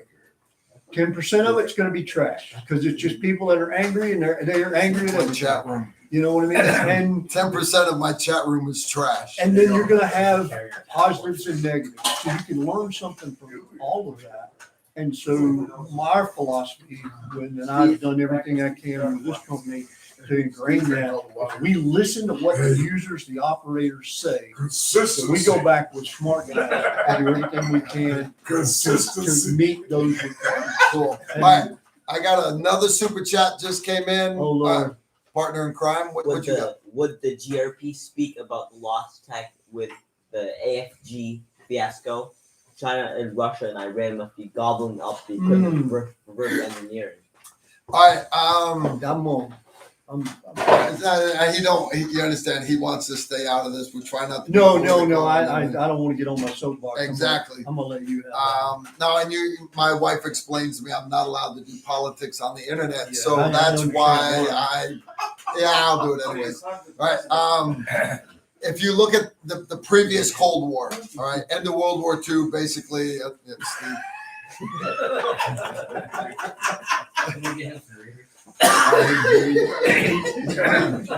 I don't think readers will fit what he's got. So, Dude, what's his name? Jeff Bowman. Jeff. Really? Jeff, really? Really? Gobble up tech? Really? Come on. You're right, come guys. on, man. My political views and my professional opinions are really not as entertaining as Jeff, Steve's Jeff. opinions. Jeff, I have one question to ask you. You're right. It's time for some more comic relief / Duct tape. jackassery. Duct tape, 100 mile an hour tape. Answer that for me. Steve, hey, I'm gonna give you back the seat. Tell us about the Air Force, Steve. Come on, Steve. Come tell me about the Air Force. All right. Oh, no. No. I will say one All thing. right, okay. Did you All right. answer it? You guys know I love Answer- AC answer the 130. I will guy's say one Yeah, thing. answer the guy's question. I mean, he deserves an answer, All and you know as well as I do that we obviously don't want to talk about, but for the most part, in my opinion, hopefully we've done a good job when we talk about classified destruction plans. Yeah. As far as equipment goes and turnover, Yeah. it is what it is, man. We leave. You understand? There are thousands of M4s and everything that was there for the Afghani military. When we pulled out of Iraq, we left literally M1 Abrams tanks, and we left Humvees and everything. When they saw ISIS driving across the desert in Syria with M1 Abrams tanks, that one general, I don't remember the general's name, he's like, oh, hell no, they can have the Humvees. We bombed our own tanks. Why? Because they technically weren't ours anymore. We'd given them to the Iraqi army, and the Iraqi army basically handed the keys to ISIS. I got that. That's politics, guys. That's our job as a warfighter. Understand, my job is to follow the commander's intent, right? Do I think it's tragic that all this equipment was turned over? We could have brought it back. Here's why they didn't bring it back. A Humvee, for example. We used to fly our Humvees back and forth to Iraq, all right? A Special Forces Humvee, a DMV, basically costs $78,000. That's without an armor kit, right? Comes with a 50 cal, comes with all the mounts on it, $78,000, supercharged motor, Special Forces Humvee. We would fly these things back and forth through Iraq because they were ours. We had our stuff on it. The problem with that, though, was, and we did that like 6-7 trips back and forth. Every 3 months, we were flying Humvees back. The plane would bring his Humvees, and I'd load my Humvees onto it, and then the same plane would bring my Humvees back, and I'd park them right next to where his were. And then 3 months later, I'd load mine back up, and we'd fly. Each trip on a C5 Galaxy, which are out now, or a C-17, each trip, the weight of a Humvee, the amount of space on that cargo plane is about $45,000 for the Air Force to transport a single Humvee. I want that to sink in. So for us to fly our vehicles back and forth, even though I wanted my Humvee because it had my mounts on it and Velcro where I wanted it, it was more cost effective. They legitimately told us one trip to leave our Humvees in Iraq, and he left his at home. Mine stayed over there. When I was home, I would train on his. When he was overseas, he would train on mine. Fast forward to us in Afghanistan or Iraq or anywhere else that we pull out of, the bean counters, all they see is money. There's nothing classified about a Humvee. There's nothing classified about a Modus. There's nothing classified about certain things. Sets of body armor. Yeah, it sucks that we literally just gave the Taliban hundreds of thousands of sets of body armor. It sucks that we've just given the Taliban hundreds of thousands of M16 A4s, all the ammo, all the other stuff. But it's not cost effective for you, the taxpayer. It would have cost more money for us to bring that stuff home. So what do? You say, well, I would blow it. I'd blow it in place. I would destroy it. Remember, when you're pulling out, those are the guys that I've been training with and working with. And they're our brothers in arms, the Iraqi military, for example. Hey, we're getting ready to leave, and we don't think you'll be able to hold up against ISIS because, by the way, you only outnumber them 100-1. You shouldn't fail, but instead we're going to burn all your stuff to the ground. We're going to thermite grenade all your vehicles. You just don't do that. You hope they do the right thing. And the reality is nobody foresaw. If you look the numbers of Afghani regular army troops that was on the books, there's no way the Taliban could possibly beat that number in less than 3 months. There's no way they could do it. There's no way. But the reality is Afghanistan. A lot of you don't realize it because you've been raised as an American or a European, or in Susan and Kraken's cases, they're over in Australia. But for the most part, we all live under a democratic flag. And we live in a modern world, first world countries, and to us, we take pride.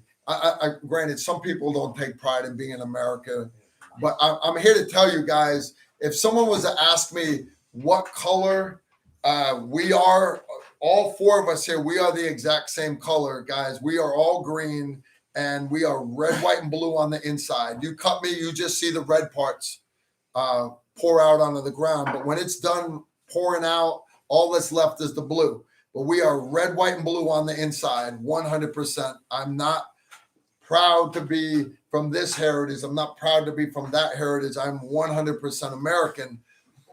They don't get that over there. Understand where we take pride in, well, Jerry, for example, Jerry takes pride in being from Czechoslovakia. Susan takes pride in being an Australian. Australia. That's fine. Susan, is it Susan? Susan and Steve and Susan. Comic relief. All right. Now, but in Afghanistan, their loyalty, they don't see themselves as Afghanis. Their loyalty first is to their tribe. Number one, to their tribe. What tribe are you from? Second loyalty is to their family, their immediate family. Okay, well, that's for us, that's our second loyalty. I'm an American first, then I am my family. I'm loyal to the 17 people on my hill.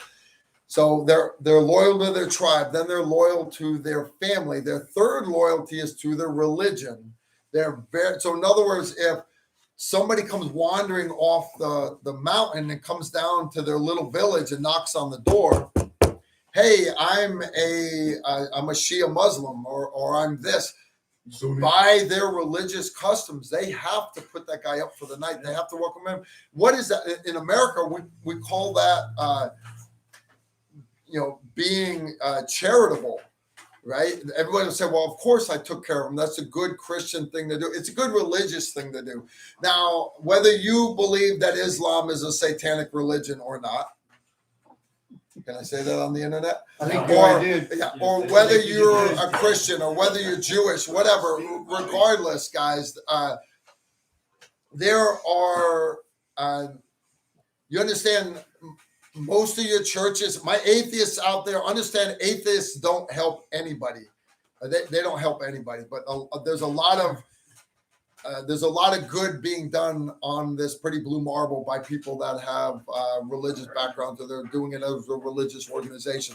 So in Afghanistan, back to Afghanistan, loyalty first to tribe, then family.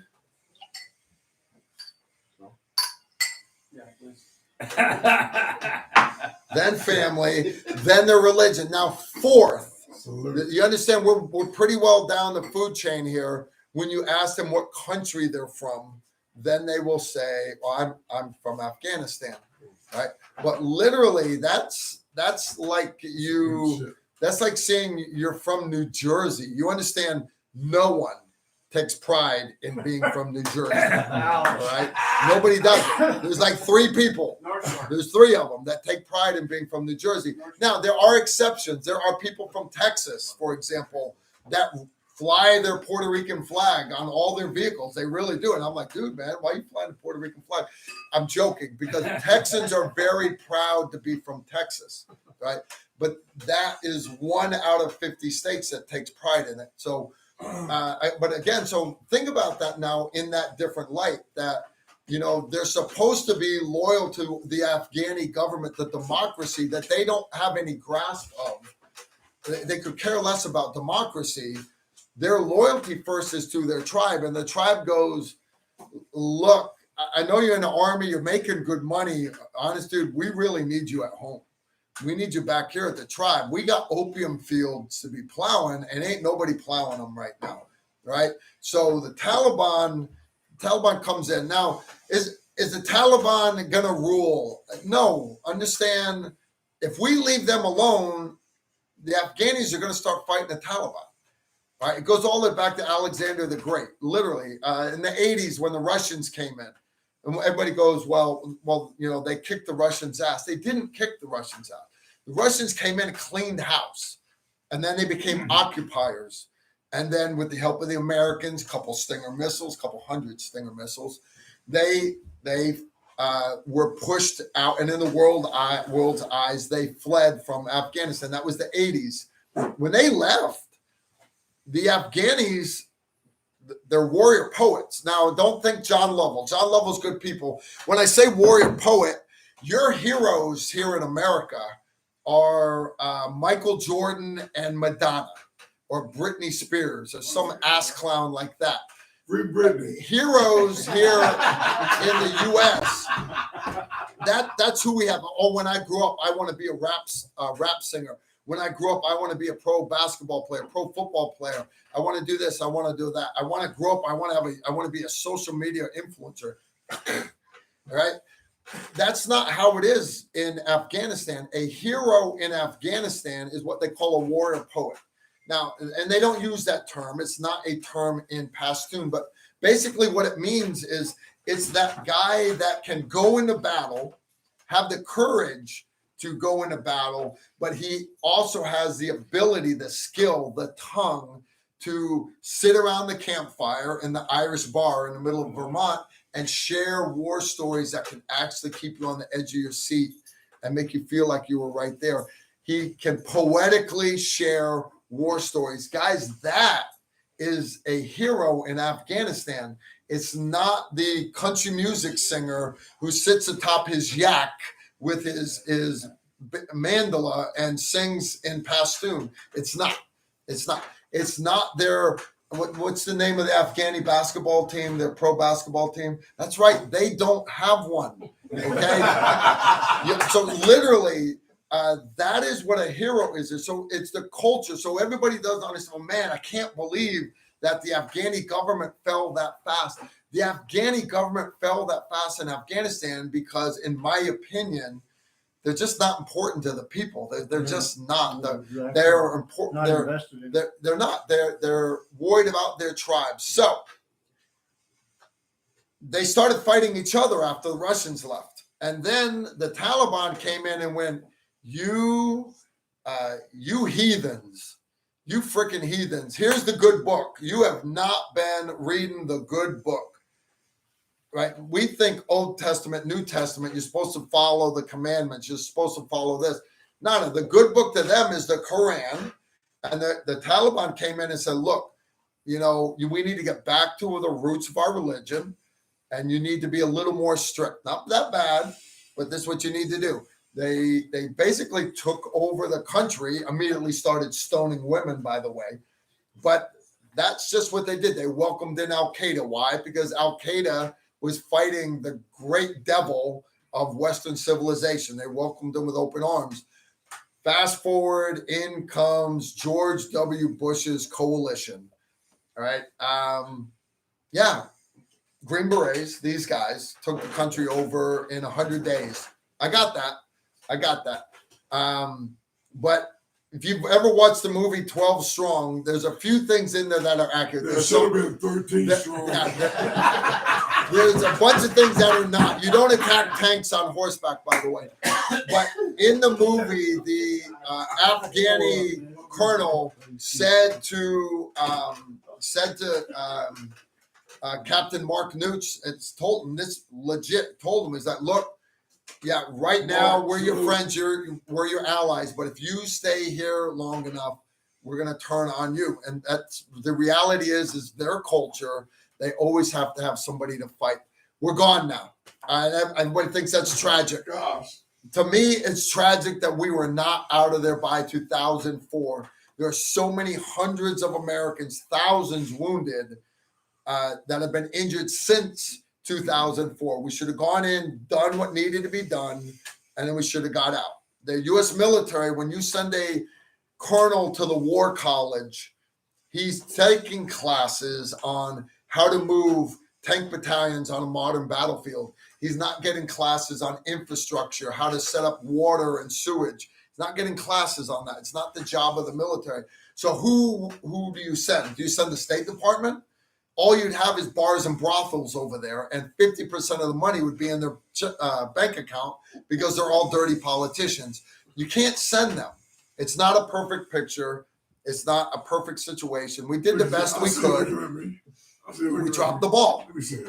All right, we need to be out of here, guys. We need to be out. And back for comic relief, I'm gonna let Steve do this.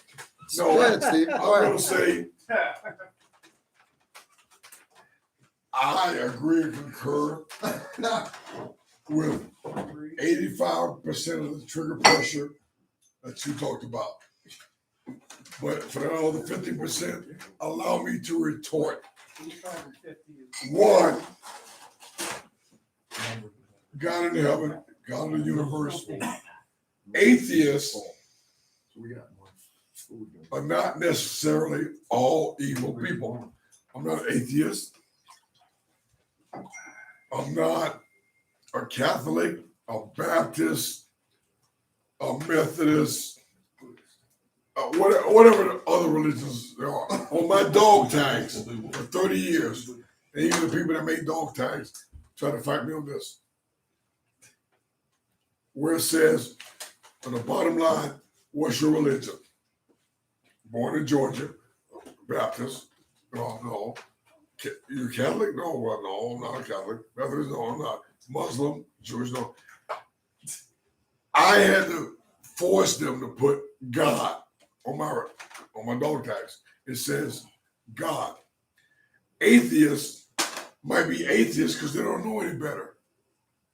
Does that make them all evil people? No. Does that make them all like followers of Nancy Pelosi? I'm gonna leave that open for you guys. For Schumer and Schiff. Thank you, Mr. Moderator, for not turning us off. I'm not. Can I go there with you? Let me go there.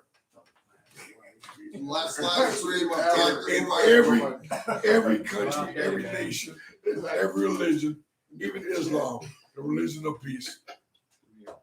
They're ugly people. They're ugly people. Even a lot of you people that are watching this and commenting, oh, Carl, what about this? And why didn't we do this? Or what you're saying is, why didn't we do what you think we should have done? Because you know why? Because amongst that mass of people that you saw on the news at the airport, clinging to a C-117, C-17, who does that? Even the Americans. If you're at the Dallas airport or as Carl's hated place, New Jersey airport or Wisconsin airport or San Francisco, Nancy Pelosi airport, and shit was going down, and you knew, I don't care if you own the biggest condo, the biggest mansion, or whatever. When people were getting killed, and you got to the airport, you didn't have a seat, and you're hanging on to the airplane because you knew you were going to die. Those people are human. Those people are living people. God bless them. Atheists, Catholic, Jewish, Buddhist, Islam, it doesn't matter. God's people are God's people. Love thy neighbor as you love yourself. Mine.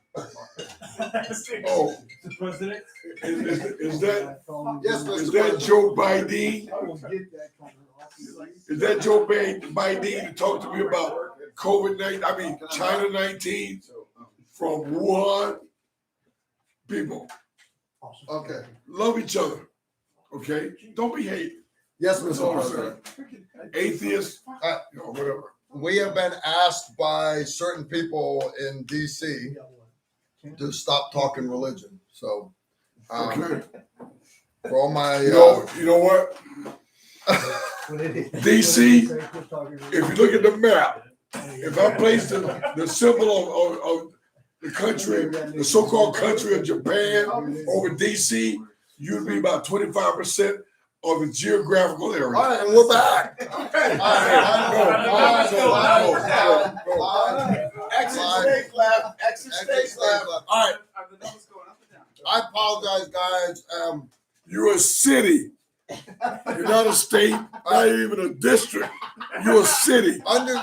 Please, everybody got to understand. There's been a little bit of tequila here. I'm not saying Steve can't hold his alcohol. If I had scotch, you'd still be a city. I'm saying SeaWorld can't hold his alcohol. That's what I'm saying. All right. Come here, Paul. If I had Guinness, Oh, you'd still be the size of Ireland. No, half the size of Ireland. I'm saying, all right, I want to introduce you guys to our host, Steve, right here. Not Steve. I mean Randy. You go sit in the corner. Go sit. Go sit in the corner. I'm feeling love for atheists, man. I'm feeling low. God's people. So why don't we? Okay, respect to Carl show, but somebody from DC, you would dare to challenge someone that's been all over the world, support your petty ass politics, bitches.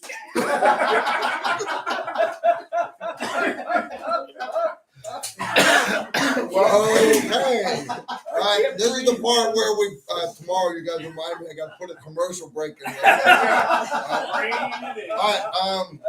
right. We got a couple super chats real quick before I introduce Paul here. Super chat. Devil is the DC is the devil's pit of America. Cole, son. Please allow me to apologize. For what? The people of DC, I apologize. Why? Apologize. You were accurate. Because what I should have said was bitches are men. In God's name, amen. All right, now, in full disclosure, there's a little bit of alcohol consumed. Be polite. All right, we have any other super chats we haven't got yet? There was one that was asking Steve if it was a hot dog with a sandwich. No, I don't doubt that for a second. We're gonna skip over that one. Why? Because chemistry student, we've talked about this. I'm inviting you to crike yourself. All right, you need to quit asking this. Is a hot dog a sandwich? He asks it of everybody, like every time. And then he'll want to know what is cereal a soup? I think is the other one he asks, and then he'll throw out 6'5" or 308, which just gets motherfuckers going. Don't get Steve on 6'5" or 308. Holy shit! You wait, he's getting ready to crash it down. Here it comes. Oh snap! All right, so right here, guys, I have next to me. This is the Black Irishman, right? Where do you get a name? 6'5" or Why 308. do they call you black? I don't know. 6'5" or 308. Green too. No, Steve, they didn't say that. You said that? You said that. But I have an opinion. Yes, I know you do. Since World War I in the 30-06, nothing has ever been killed until the 6'9" Creedmoor showed up 3 years ago. Everything that's, as Colonel Holloway always said, that's dead dog dead for 215 years isn't dead dog dead because it wasn't shot with a 6'9" Creedmoor. 6'9" Creedmoor, you kind of like why God gave angels swords. All right, Some of you fuckers need to be cut. All right, so what I want to say, Paul, thank you for putting this together. You're welcome. And I was like, man, Paul was a fifth group guy, but he was there before I was in fifth group. I don't remember Paul. You weren't in fifth group. No, I was in it. You were in the military, though, weren't you? Yes, but first of all, I'd like to thank you for allowing me to be on the last episode of Tactical Rifleman. It's been an honor. Yeah. You know, it's yeah. All right. But we've got to keep it okay. You understand? My Google moderator, he's the cool Google moderator. Every once in a while, he goes upstairs to get a Hot Pocket from his mom's kitchen. Right? Well, he's up there. We're allowed to do whatever we want. Right? But while he's down here, we got to keep this PG-13. Oh no, I was. Please keep it, Dude, hot pockets, just fucking egg. Honey, I love you. You See what I got to work just with. fucking egg. This ass is spinach. Randy's doing good, right? Randy, you understand how fucked up it is when Randy is the voice of reason. Hey, damn. The truth hurts, man. Ow. So, Chief, I'm wondering if we're just going to leave now and let the cops show up, or I don't know. You know what the good part is? You What's guys your are already background? here. Share with us a little bit of your background. Born and raised in great state of Vermont. When you say we're not proud And then of our every state, once in a while you come to America and teach classes. no. We are a great state. It's just we have They do 4 hours. bump. 4 hours to strip club. That's a great state. Hey, Vermont guys, you know I grew up in Connecticut. I'm a New Englander. As 2 much hours as I hate to strip Connecticut, club. Vermont's about the size of Fort Campbell. So you learn. I like Vermont, guys. I'm just giving Paul a hard time. If you're from Vermont and you take it personal, me joking about it, well, honestly, yeah, I really don't care. I don't care. Patrick, get my rifle. All right, so you're obviously a gun nut. You hang out with Steve. Well, Please. Well, share no, this I have story. a lot of Steve Holland stories, Ooh, yeah. but I'm not going to repeat those. statutes of limitations. Consistently. Consistently gets arrested because So- of Steve. Consistently, you keep saying it's me, but every time there, Randy, today, was there a large little disturbance in a bagel shop? Yes. And where were we? In the back. In the back. 07 in the morning, and Steve trying to get his game on. I'm like, And where was Steve? In the front, in the middle of it. Steve, you got to be part of this, dude. You So got to. the epicenter of the Because- disturbance Yes. was That occurred because Carl Erickson introduced me to a designation. It's a new called- term. It's a medical term. It's a medical term. If you have to travel 4 hours to see some gristle. okay. Right now, my wife is going. I've heard this. Okay, to be the voice of reason, we should probably. There ain't no reason for gristle, but Damn, I'm having a hard time breathing. I am actually gonna have a heart attack. you have gristle. Hesitate. The reason it is lack of PT. All right, what are we down to here? How many people we got? We're down to 390 something. All right. Now here's the deal. I know you all come here because you like to. Well, the asylum guys come here because you love the jackassery. But for the most part, a lot of my viewers here, they come here because we share little tidbits of information, combat learned stuff. We share a lot of vignettes and stuff, things that have happened in our past, whether it's training operations, combat operations. I encourage people to learn from my mistakes. I've made a lot of mistakes. Learn from Chief's mistakes. Steve Holland's, not so much. You need a shot of Rosepin after that. You know, some of that stuff's not curable. It's not. It's really not. Steve Holland is, as Lil Wayne says, unapologetic. Because there are women in Afghanistan that 20 years we've been there. So at 3 years old, they don't have to wear a burqa. So that makes most of those women in elementary school, junior high school, and now young adults, maybe going to college, that the Taliban is either going to make them wear burqas, or they're going to marry them off, or if you guys are too politically correct to say they're going to whore them off, or they're going to kill them. I'm unapologetic for my opinion on that. God's people are good people. Right, but he's right. No matter their religion. He's right. No women or girls should be killed. Bottom line. I agree. That's a statement. It's sad. It's tragic. All right. So how about those Patriots? How about those Patriots?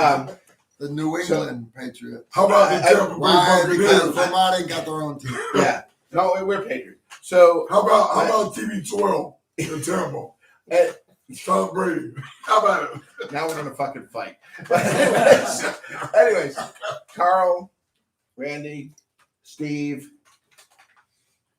Steve, God remember. Mike, Don, I want to really thank you for having literally this wealth of knowledge, this brain tank that you came and you brought Steve, but you brought, it's just an amazing week of just having you guys all in one I'm room thinking drink fest. and just, well, it's a drink fest, but that has more to do with Steve. Pour some beer in his glass, please.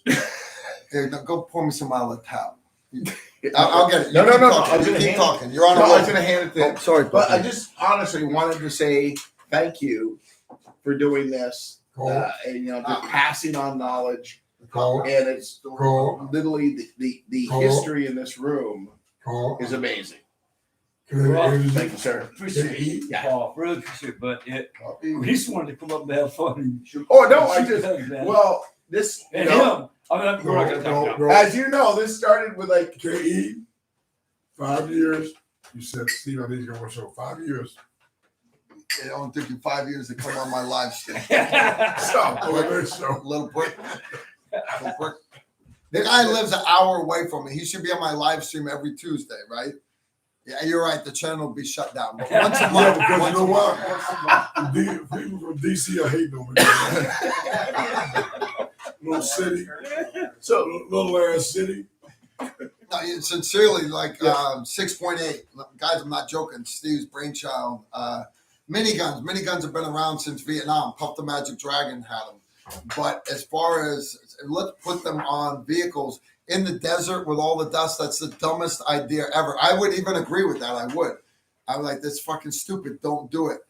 Steve pushed to have it done, and once they got over there, it was like, it's a fucking minigun. It's a fast machine gun. No big deal.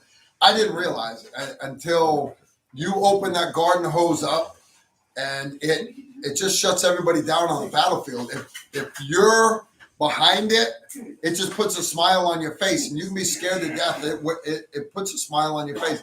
If you're on the front end and 1 in 10 tracers at 3,000 rounds a minute is coming at your tail, brother, it breaks your morale. It really does. Hands down. Once we started using it, I was like, that right there broke the back of the enemy.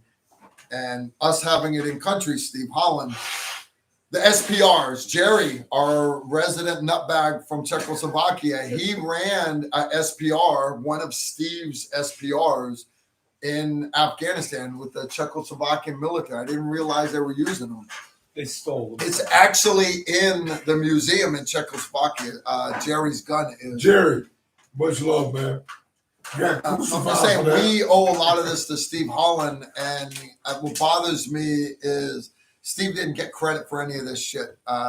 Literally, there's no plaques, there's no mention of him in history books. So I wanted him to get a small taste of the live stream. I wanted him to see that you guys will be nice to him and not just treat him like the piece of shit that a lot of people think that he is, because he's not. Steve is an American hero from DC. Yeah, those sons of guns. Little city. So, anyways, good stuff. Back to you, Paul. Can I introduce one person? Go ahead, please. Come over here. Come on. The other No, Steve. come over here. The artist Come over formerly here. known as. Come We on. got a bunch Come of on. Steves Come here. on. All right, Jackie Get over here. Chan, This right stunt here. double. This right here.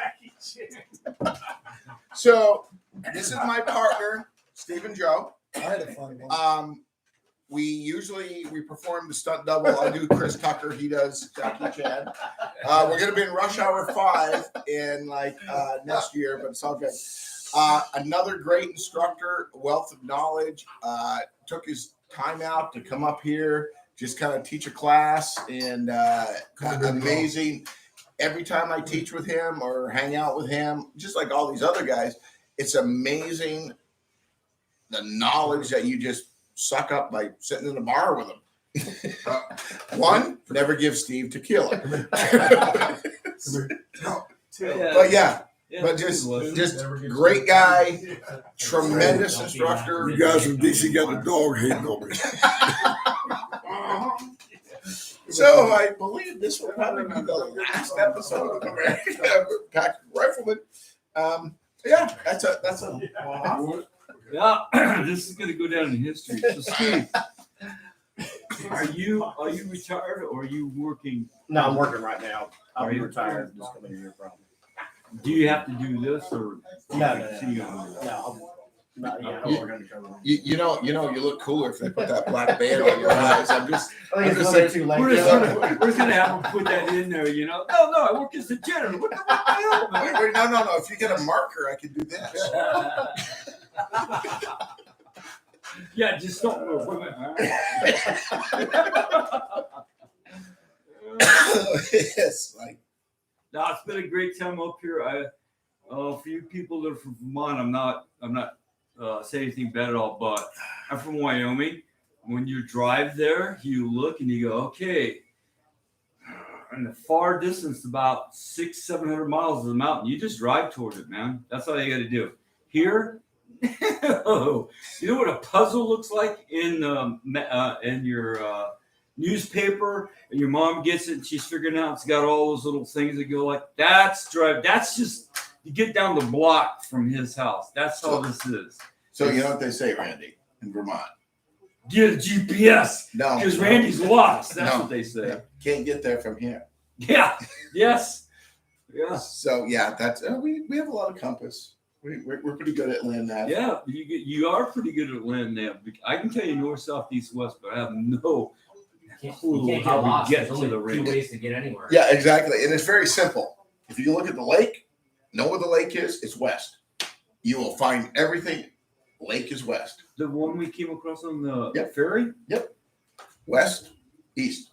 Like the lake is right there. Well, the same thing. But we took 40 roads to get down Oh, yeah. to the range. But once you left New York with that whole little swingy whatever road, once you got here, it's kind of straight roads except for some mountains. But Mountains. I love this guy. No. We our mountains range is like 12,000 feet. No, then what are these like? Yeah. 50 feet, 60? no, we Come on. 120. There you go. But welcome back, Steve. May I say something? No. Okay. Life according to me. A lot of people use the word emotion or emotional. He's so emotional. She's so emotional. There's a fine balance between being emotional and being passionate. Emotional are you politically motivated people. Passionate is God motivated people. Leave it at that. Get back here. No. Keep it under control. So I walked outside, talked to a few people, and The cops are here. Steve's Third gotta bush go. from the left was Not looking a from little DC. parched, Yeah. so I watered it. And but I come in. They're like, we've had some people in the chat room that and they're not happy with the discussion, so I guess they've actually unsubscribed. That's fine, guys. Here's the deal. A lot of you only see me through Tactical Rifleman. You don't really know who I am, and that's fine. What you'll find is I'm not on this planet to impress anybody. I'm so past having to lie for people. I'm so past having to be politically correct. The only person I've got to be true to is my wife. That's it, literally. And God. And God, yeah. But besides that, if I hurt your feelings, honest, I could care less. Don't say it, Carl. I Don't say it, really could care less. Don't say it, man. Don't say what? What you just said. All we feel is hot, cold, and recoil. That's it. Hot, cold, and recoil. Bad boys. What you gonna do? What you gonna do when they come for you? You'll hear him sing that whenever the blue lights show up outside, like they do Hey, usually bad when these boys guys for life, get together.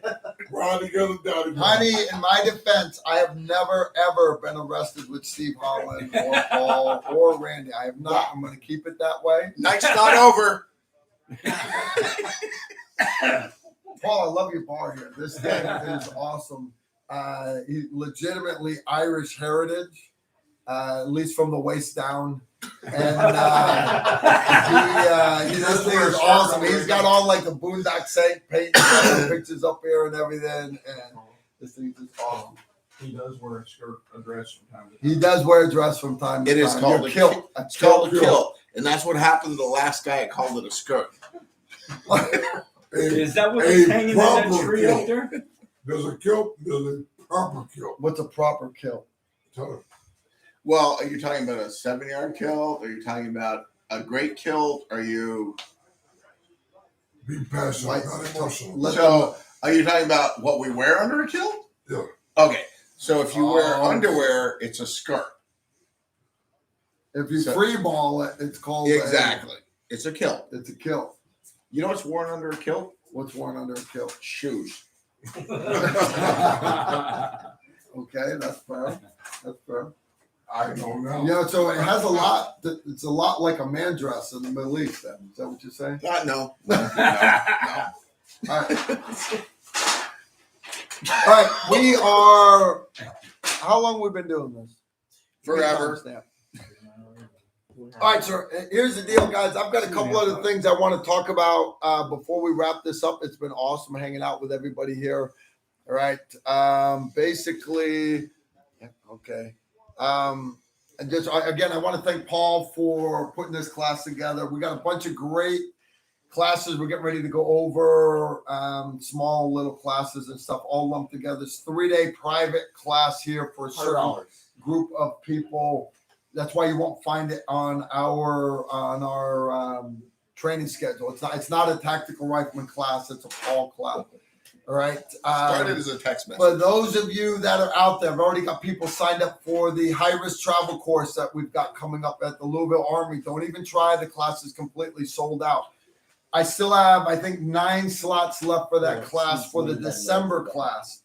All right. Don't forget about the class that we just decided to do in DC. Yeah. What's your block of instruction called? Chastity belts and bra straps, something like that. Right, so, but if you're interested in hanging out with us, like these monkeys are, we are. Some of us are going to be at the NRA show down in Houston, 3, 4, and 5 September. Again, if you guys are going to be there, please don't be a stranger. I'm very approachable. Come up in front of me. Don't come up on my blind side. You might get punched in the throat. But if you, please, I'd love to take a picture with you. I'll hook you up with a patch and tactical rifleman sticker until I run out of that stuff. We're looking forward to seeing a bunch of you guys there. As far as upcoming classes after that, a lot of them are starting to fill up. I think we got 2 pistol carbine and combat pistol 101 classes left. The ones in Tennessee are completely sold out. I've still got slots for the one in Texas. That's the month of September, somewhere mid-September. I'm not sure the exact dates. If you're interested in training before 2022, tuition goes up in 2022. If you're interested in getting in on tactical rifleman training, you can check out our classes at tacticalrifleman.com. We've got those classes. Combat pistol home defense. CQB and home defense is in November. Patreon class is just for patrons in October. I mentioned high-risk travel in December. And after that, I got 2 slots left for Operation Valkyrie. That is February. We only run that course once a year. It is You guys, good time. It's a good time. Please So, sign up, DC. if you guys are interested in coming and taking classes. DC, please play your ass out. Okay. All right, so anyways, guys, that's literally, that's all I've got. We got a couple of super chats that just came in because they know I'm getting ready to pull the plug on them. Go ahead. Random American asked Steve for the 7-second minigun sound again. I'm sorry. Who? Random American. Random American? Random American. Is that random male or random female? American. Ask her. Random. That's good. Random. Is that random Get male off my knee, that you gross. That was a bunch of or random female? Please answer. I have 2 different sounds. I have a male minigun sound, and I have a wonderful woman minigun sound. One is special. One is like for people in DC. Not so special. So work with me. Work with me. Red-blooded American male. Huh? Red-blooded American male. Dude. Respect. The fact that you said red-blooded American. He said random American Random. duff-ass vet. You disabled vet looking son of a gun. But I'm feeling you. See? But I'm feeling you. Respect. All I can say is oosh. Just make the sound. I would like slap my chest right now, but I don't want to put chicken wing shit. Steve, make the minigun sound for him. Make the minigun for you, brother.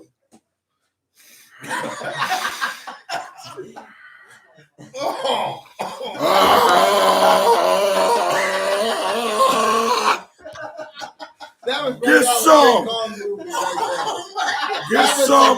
Planet of the Apes shit. Right Get some. Oh my God!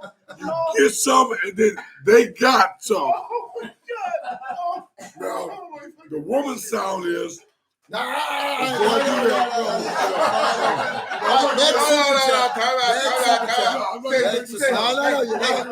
Oh, I know. but I'm gonna say, Wait, no, Steve, squirrel. if I Shiny did, object, Steve. Shiny object. if I did make the sound, they're receptive to women, I would first ask them, you have to get out of an old style diary. You gotta write this down. We're done. Hey, No. You gotta write it down. Yeah, no. How about no? All right, next super chat. Guys, I'm sorry, I got to turn that. We gotta get off Steve. Focus. Oh my God.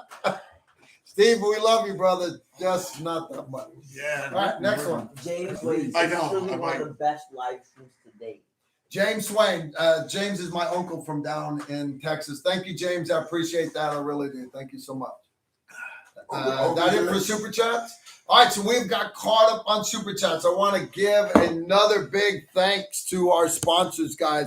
My sponsors, again, I can't bring you guys this great content without the support of them. They're loyal to me, right? You guys know the deal. We've done 98 Tactical Tuesday live streams, and a lot of these guys have been with me every single Tuesday. So big shout out to Sportsman's Guide. Guys, if you haven't checked out sportsmansguide.com, you got to check that stuff out for sure. Big Data Unlimited, same way. Global Ordnance. If you don't have a Strybog, you're wrong. They got the Strybog A3 out. I actually prefer the A1. It's got a different operating system. 80% arms. Why? Because Sloppy Joe hates kit guns with no serial numbers. Check out 80% arms. If nothing else, just to piss off Sloppy Joe. And then Safe Life Defense, they've still got plenty of armor in stock. Be sure to use promo code Tactical Rifleman, all one word. Saves you 10% off of everything. Guys, that's all we got for this week. It has been awesome. It has really been awesome. For you guys, not so much. But for me, you understand, I got to ride in a car with Steve and Randy, my Suburban, for a day and a half. It's been nothing but picture this, but with a little less alcohol. And just Steve sharing war stories. No, guys, you don't understand. I really look up to Steve and Randy. They are truly American treasures, and it's always great to hear stories from Steve. Coming up here, hanging out with these guys. I know you got a small taste of it. You're like, all Carl's doing is drinking. It's a boondoggle.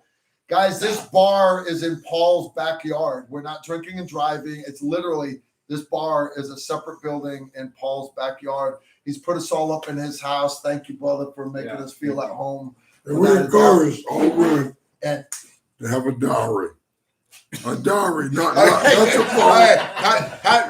I need a bouncer. all right, and but no, legitimately, we're here doing great training. To the guys that attended class today, I got one of them right here.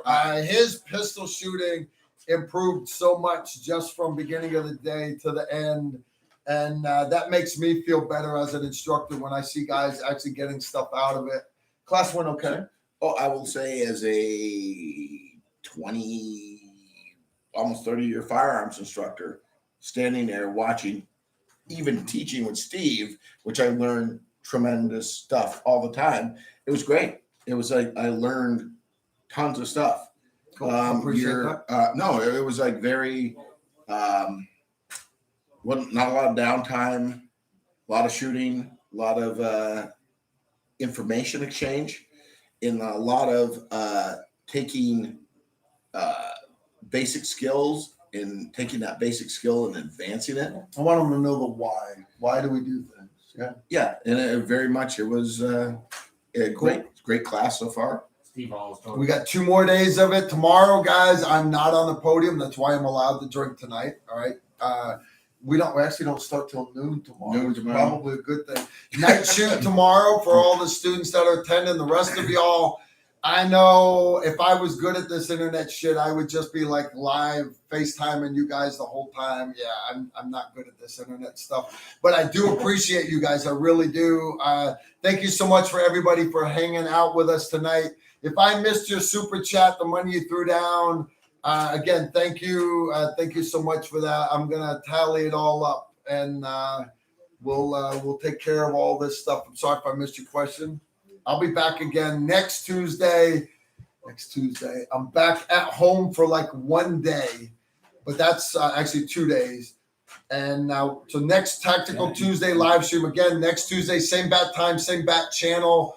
I'll be back in my office, so we'll have the Chadster there, making it all look pretty. When we do this in my office, he's got pretty graphics and everything. It's beautiful. Chad does a great job. Chad, if you're watching, I miss you. You're probably not watching because you have the ass at me and everything. That's fine. I still love you anyways. I really do. You need to get over these psychological issues that you're having. All right. No, good stuff. For all you guys out, my loyal viewers, thank you for hanging out with us. But truly, for all my patrons, because anybody can watch our stuff for free. But I was showing some of these guys our list of videos, and out of like the last 9 videos, I think 4 of them are demonetized, and all but 1 have some kind of monetary restriction on them. So there's no way I could keep this channel afloat without the support of all my patrons. So if you're on the fence, guys, if you want additional content, you want the quick shooting tip videos, you want question and answer videos, you want story time with Carl videos that we do once a month, you want to do the additional Zoom live streams so you can see all the monkeys out there like Erica Hotstetler, Susan, Heather Flyfishes, Jerry J. You want to see all these guys that are here, but you want to actually interact and talk with them. Patreon live streams, we do it as a Zoom chat room, and it is badass. How do you do that? You go to patreon.com/Tactical Rifleman. You can become a good law-abiding patron there, and you can help me keep this channel afloat. You guys are awesome. We're out. No more super chats. We good? We're awesome. All right, guys, we're going to tap out for now. Again, thanks again. Thank you, Paul, for putting us up. Anytime. Thank you, Randy, for sitting through all this jackassery. Steve, you're the man. The rest of the monkeys outside. We have cleaned out the bar. Crazy stuff. I will see you guys next time. Y'all know the deal. Y'all take care and shoot straight.